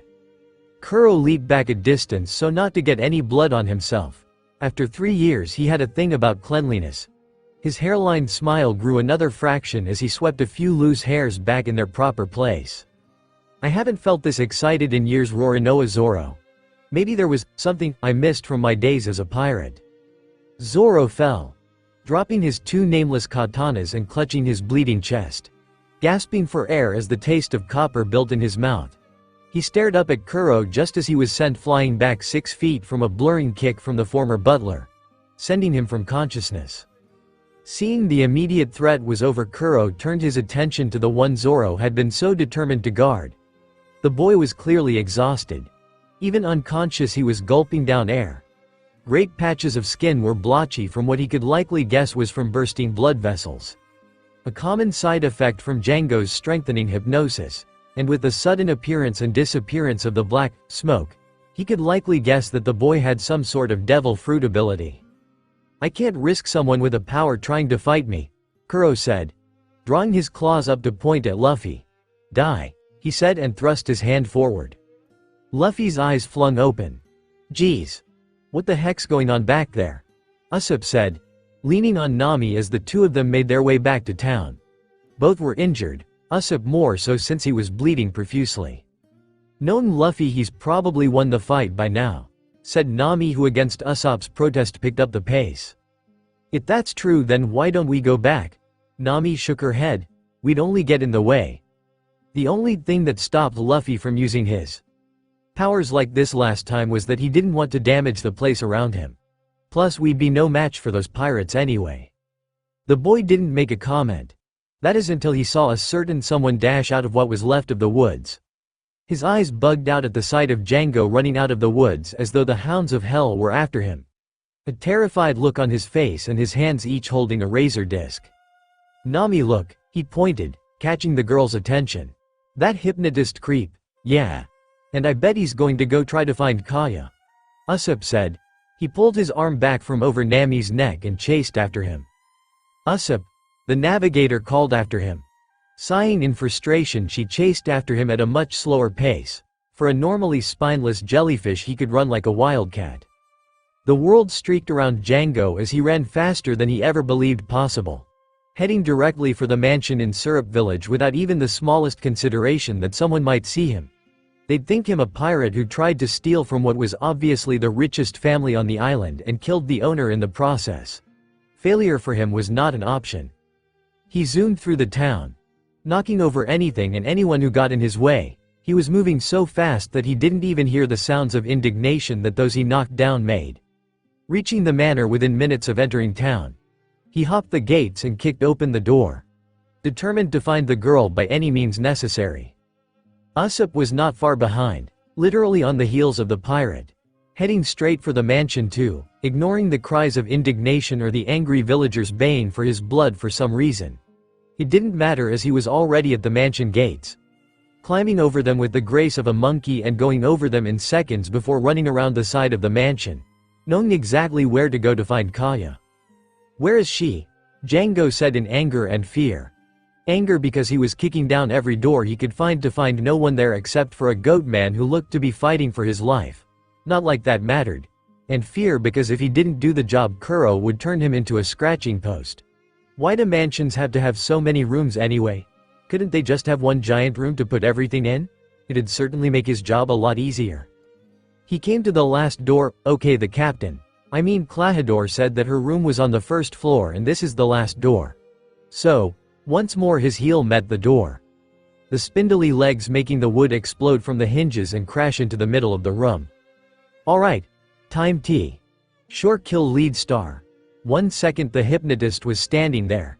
The next he was laying against the hallway wall with a large bruise forming dead center of his head. Usopp grinned as he saw the pirate captain slide down the wall. He didn't know where Kaya was, but he could only guess that she'd left with the rest of the residents. Which explains why no one came out to greet him when he ran through town. You need to change that attack's name, kid, Django said in an agitated and pained voice, getting up and rushing the sharpshooter, catching the boy and slamming him into a wall before he could reload his slingshot. Usopp grunted in pain but didn't let his legs give way. Grabbing his foe by his midsection, he heaved him up before collapsing to the ground, delivering a piledriver. Fore. Ah! FK! Cried out Django, getting up quickly and grabbing his head in one hand while holding out a chakram with the other. His anger growing when he felt that his favorite hat had been crushed in that desperate move. Looking around, he saw no trace of the girl. The bed was still untucked, which meant she either had some servant do that for her, or she'd had to leave before someone could fix it. Where's the girl, you little s**t? He was really getting angry. Usopp just smirked. I've hidden her somewhere, you'll never find her. Django was about to yell at him when he remembered earlier, so you don't know either then. The look that passed over Usopp's face was enough evidence for him. His anger lessened and he smirked. Please. You think I'd fall for your lies twice? I'm not an idiot. Usopp sat there with a razor blade poised to lop his head off. Yeah, I guess it was kind of foolish to think I could outsmart someone as brilliant as you. Django nodded. Yes. Brilliant? No one had ever called him that before. The most he'd gotten as a compliment was useful. The long-nosed boy nodded. Of course. You're the successor of the great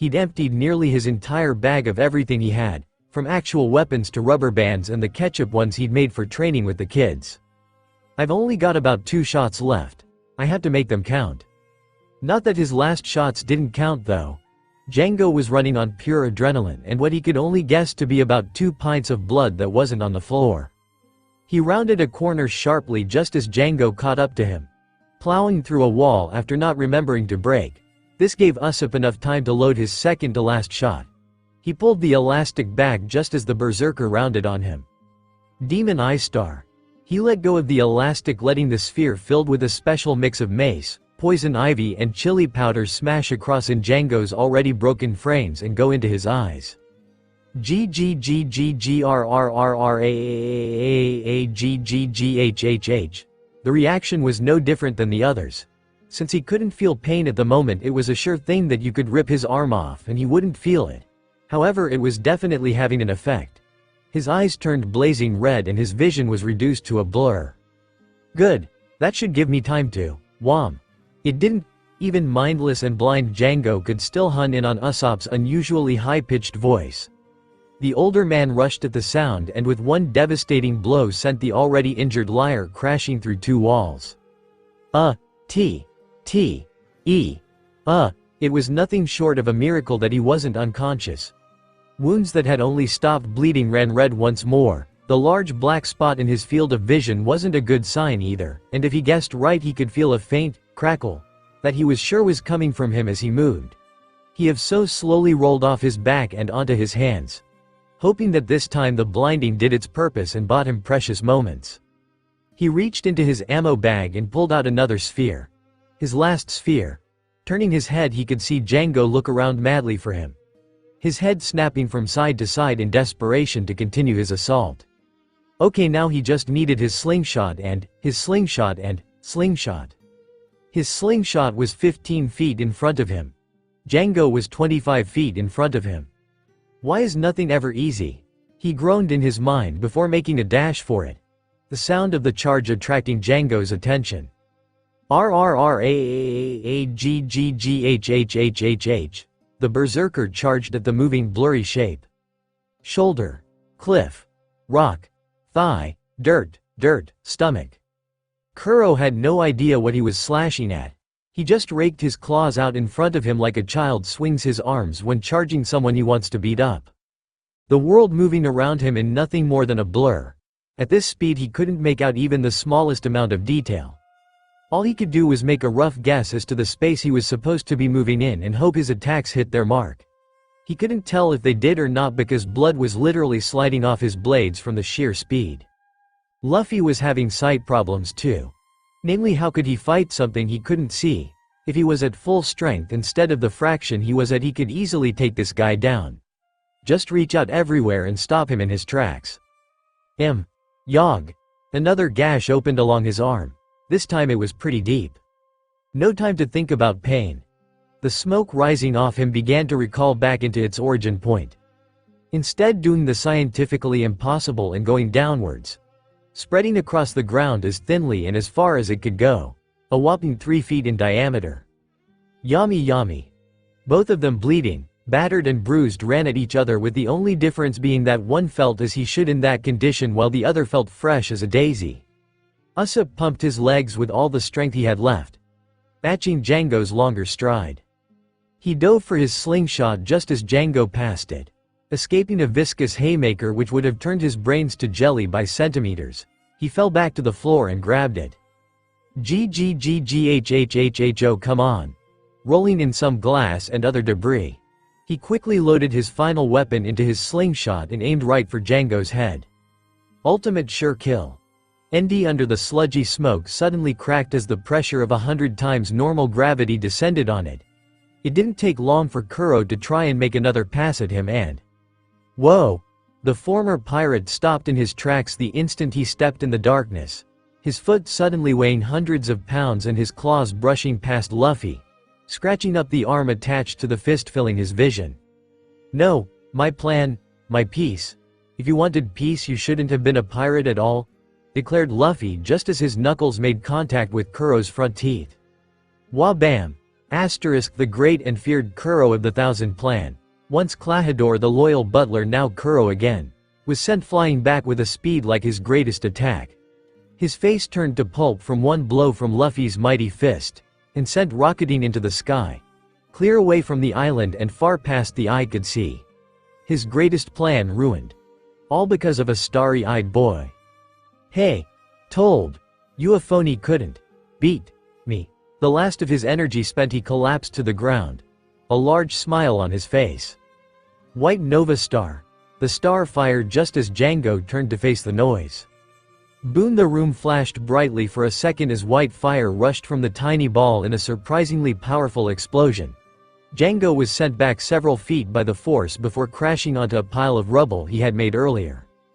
Gra. A GGGHH. Ah. That had done the trick. That final devastating attack had finally been enough to overwhelm the hypnotized berserker's adrenaline-fueled body and sent him into unconsciousness. Usopp collapsed onto his hands, panting, sore but grinning from ear to ear. USSOP. The boy turned at the sound of his voice being called out, seeing Nami through one of the holes Django had made.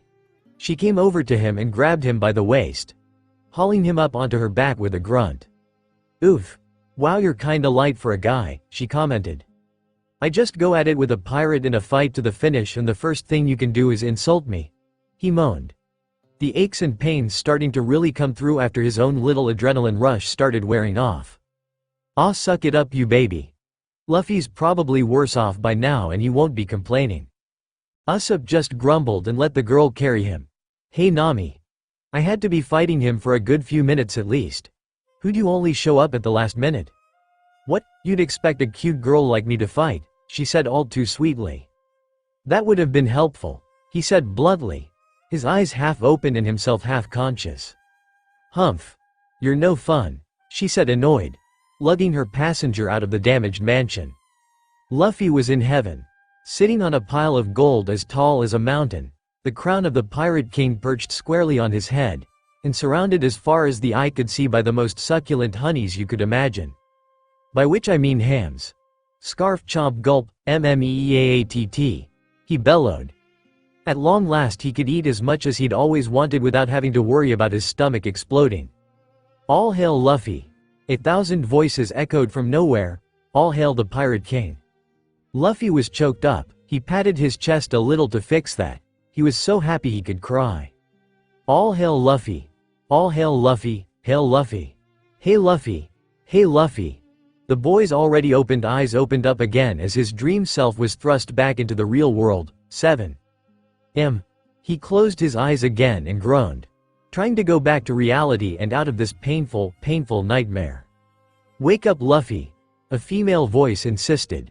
I'm trying, he mumbled, trying to turn over but his muscles were fighting against him.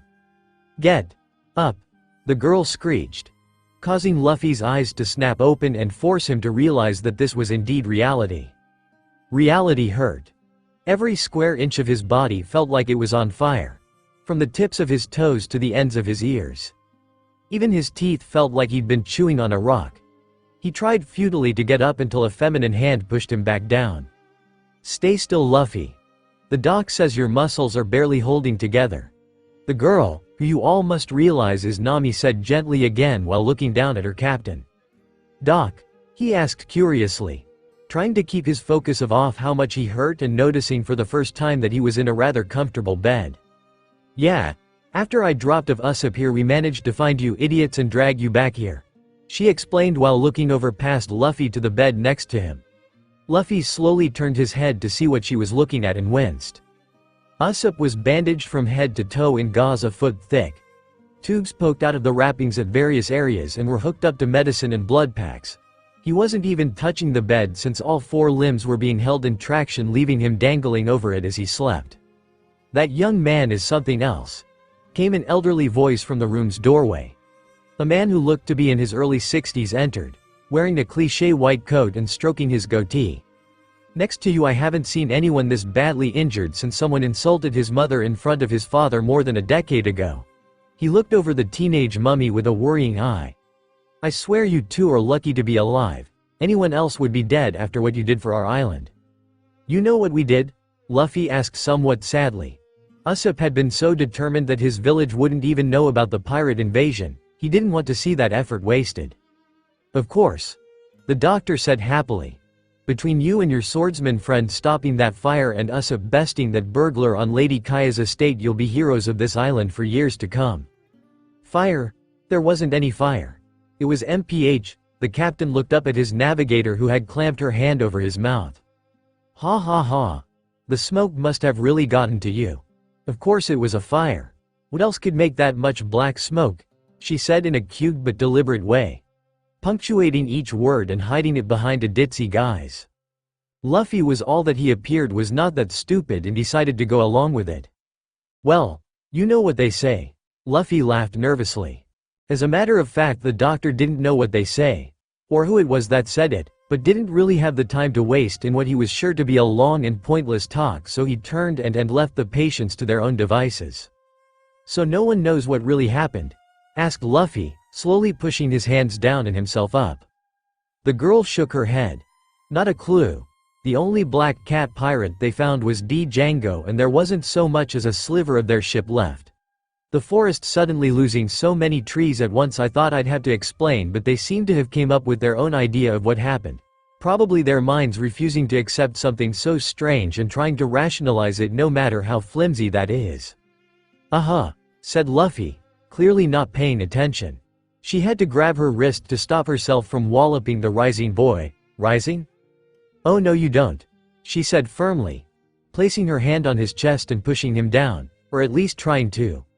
Even with his muscles holding together by strings, he was still able to overpower her. He shakily pulled himself into a seated position and dragged his legs off the bed. Bracing himself, he set his feet on the floor. A sharp pain erupted in his soles and shot up his legs. Like a lifetime of cramping was happening all at once. It spread up his body as the shock of the knotting made him jump from shock, causing his whole tired body to seize up. Can't move, he moaned before falling back onto the bed. I warned you, said Nami as Luffy bit his lip to stop himself from crying out in pain. She sighed and left the room, leaving the Logia user and the liar to enjoy their pain in peace. So when can we leave? Said a gruff if somewhat strained voice. While nowhere near as injured as the other two, Zoro had still taken a beating. His wounds were bandages but could still aid of ease. He had a thick wrappings around his head where Kuro kicked him and some around his sides, which were slightly soaked with blood. Nami sat across from him in the doctor's waiting room, nursing her own negligible injuries. Well, if you don't mind carrying Luffy, we should be able to go before the day is gone. Zoro mumbled in response, more sore about getting injured by some cats than any real concern for his captain. That idiot was too stubborn to let something like this worry him, so why should Zoro be any different? Excuse me, came a soft female voice. To the Straw Hat's surprise, the mistress of the now destroyed mansion entered the small medical building, an assortment of human-vegetable hybrids behind her. The kids rushed in. Latching onto the girl's hands, they started pulling her towards the door to the next room where Usopp was. Hold on there, the doctor said, barring the boy's way. Where do you think you're going? We need to see the captain, shouted Ninjin. Yeah, we heard he beat up that creep. No shouting in the doctor's office, you little brats, the man bellowed. Please, said Kaya quietly. Can we see Usopp? Her eyes grew slightly larger and more pitiful. Needless to say, the man crumbled like a sandcastle. He sighed and moved aside. Just make sure the boys are careful around him, madam. He has enough breaks as it is. Kaya nodded and ushered the boys into the room. Nami, being curious herself, especially with what she thought she saw Kaya was wearing a second ago, decided to go back in and closing the door behind her, leaving Zoro to fall asleep sitting up. The Usopp pirates clambered around their captain, each wide-eyed and clearly worried for the older boy, but trying very hard not to go against the doctor's orders. Kaya moved around to see Usopp's bandaged face, white wrapping masking it except for the mask that allowed him to breathe. The girl's eyes misted over slightly as she ran her hands gently over his cast. I'm sorry, she whispered. You had to go through so much just to protect me from Klahadore and those pirates. Nami opened her mouth to deny it but was cut off by her captain. Don't bother Nami. If she knows, it's pointless to tell her anything else, he said while trying to regain movement in his fingertips. Yes, said Kaya. I found out about Kuro's deception when I found another of my butler Mary lying in his own blood. It was very lucky that I was able to get him to the doctor while everyone was evacuating town to escape that big fire that sprung up. Kaya glanced over at Luffy and smiled. The captain smiling back. What are you going to do now? Asked Nami. Your mansion was destroyed in the fight. The wealthy young woman waved her off. It's only a building of brick and wood, it can be rebuilt. She said quietly. I can always live in the village until it's repaired. You can stay at my house, said Piaman energetically. No mine. Ninjin growled back, forcing Tamanegi to get between the boys. Kaya smiled at the boys before looking back up at the pirates. And what will happen to the island's brave heroes?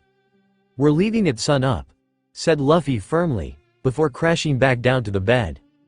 I'd hate to agree with him, especially with these idiots the way they are, but the longer we stay on the island the worse it might get for everyone. Harboring pirates, even new ones, is a major offense for the Marines, explained Nami.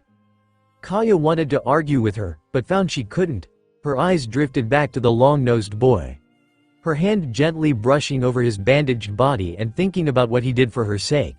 She wanted to wrap her arms around him and cry her thanks while never letting go, but no, he was needed elsewhere. If you're going tomorrow, then I have a request I would like to make of you. The process of transferring 2 critically injured people out of town was easy. The process of transferring 2 critically injured people out of town without the doctor's consent was still pretty easy, but Kaya would be getting an earful later once the medical practitioner found out her role in them leaving. The process of transferring 2 critically injured people out of town in broad daylight without anyone in town noticing anything was next to impossible. Especially considering if they were seen, then Kaya, the boys, and the doctor would have to explain why they let the notorious pirates escape before their reign of terror could begin. Once they make it big, that is. The 3 boys carried the slightly less critical Luffy, who was still knotted in ways that shouldn't be physically possible and still quite paralyzed. While Usopp was getting a piggyback from the not as injured Zoro. Technically speaking, it wasn't so much broad daylight as it was the wee hours of the morning. The group managed to quickly and quietly make their way to where the Black Cat's ship had formerly been docked, and many an eye widened in shock at the boat that had replaced it. The caravel was far from being the biggest boat in the world. More like a private vessel for short-distance sailing rather than what the Straw Hats had in mind. It looked to be made of a light brown oak, with an even lighter wood making up the ship's mast, which supported a red and white horizontal stripped sail. A large iron band surrounding it contrasting nicely with the stark white that painted the rail, keel and ship head, which was in the shape of a sheep's head. Nami and Zoro both shared a thought that was less than gracious to say the least about the boat. Luffy and the boys on the other hand. WWOOWW! Yelled Luffy excitedly. The agony of his injuries temporarily pushed to the back of his mind, and he dropped off Zoro's back and ran up to the ship, spreading his arms as wide as possible to hug it. What a cool looking ship. It's even got a goat-type demon head as a figurehead. No one had the heart to tell the boy that it was just a sheep's head. She isn't the most suitable ship in the world for the Grand Line, said a strained male voice. But the Going Merry is my pride and joy. Please look after her. Mary looked surprisingly well for a man who'd lost at least 4 pints of blood the day before. If you ignored the thick bandages over his torso, and the pale skin, and the tired eyes. I did say he was well for a man who almost died, right? You're really okay giving over a ship to a bunch of pirates? Asked Zoro. Mary tilted his head to the side in confusion. Pirates? What pirates? Everyone but the densest of the group, who was out of earshot at the moment, realized what he was doing and kept quiet. Good. Now this is a rather different ship than usual, so I'll need to tell the captain how to steer it. The group looked past Mary and saw the captain had started hugging the side of the ship. That'd be me, said Zoro. Excellent. Now then, you must understand that the Going Merry, while the sheep-faced man was busy instructing the swordsman on the finer points of his ship, a certain lady of note was bidding her final farewells to a certain boy of severe bodily harm. She gazed down at his still form, watching her savior breath raggedly as his badly bruised lungs tried to take in air. Usopp, she whispered before sneakily pecking the less bruised side of his face. Lady Kaya. A moment please. her head butler by default called out. Coming, she called back and left the injured hero to the 3 little boys. So, how long you gonna pretend to be asleep, Captain? Asked Piaman to the guy he was holding up. The mummy shifted ever so slightly in their grip. It's not like you're fooling us. We saw you sitting up in the bed just before we came in, added Tamanegi. The long-nosed half-dead teen shifted in his bindings a little again. I'll leave him alone. He probably doesn't want Ms. Kaya to get embarrassed about kissing him, Carrot Boy said in a teasing voice. The body went completely still, though the boys could swear that they felt a chill run down their arms as it suddenly became a lot colder. Okay then. Since you're not awake, then we won't be embarrassed TKS for everything. It's cause of you that I have the brains to follow my dream and be a carpenter. And the courage to be a bar owner. And the notebook full of tall tales I plan to use to make millions off of in book sales. The other 2 looked at their onion-headed friend. What? I can't be a little greedy. Anyway, it's all thanks to you, brave Captain Usopp. You're the greatest. They dropped him with a thud the second they saw tears and snot run from his face to his back. Why does everyone in the world have so much dang tears and snot? Piaman shrugged. I dunno. Exaggeration? 8. They picked up the crying mummy. Oh god, the bandages were soaked and sticky. And carried him onto the boat, dropping him in the middle of the deck with a thud before scuttling back to land. The other 3 clambered on soon after. Nami taking the captain's wheel, the actual captain more content to sit on the demon head than actually steer the boat, and Zoro looked out over the side rail. Take care, said Mary, who didn't want to seem rude despite knowing no one here. Watch out for our no-good lying captain now, shouted Piaman. Don't come back until your stories aren't lies anymore. My books will sell more if I say they're based on a true story, dittoed Tamanegi. Wap Kaya simply watched the boat as Zoro unfurled the sail and it slowly began to pull away from the cliffside. Goodbye everyone, she called out weakly as the Straw Hat crew waved farewell to Syrup Island. I must say, Ms. Kaya, the sheep man said while watching his pride and joy sail from view, you're an infinity more believable liar than Usopp was. The lady looked at the man, well, sheepishly. Was it really that obvious? Mary chuckled. Being a better liar than Usopp doesn't mean you're any good at it, Ms. Kaya. And judging from the hue on the bridge of your nose, I can tell you really didn't want him to go. The hue returned full force. He smirked a little but turned away so she wouldn't see. You know as I do that setting out to sea is the best for him. Ever since his first lie, all he's ever wanted was for them to all be true. At his mistress's response he continued. His father was a marksman of unparalleled skill, and could shoot the wings of a fly from 100 paces without killing it. Naturally this got attention from a famous pirate crew who invited him to sail the Grand Line. Unfortunately soon after this Usopp's mother fell deathly ill.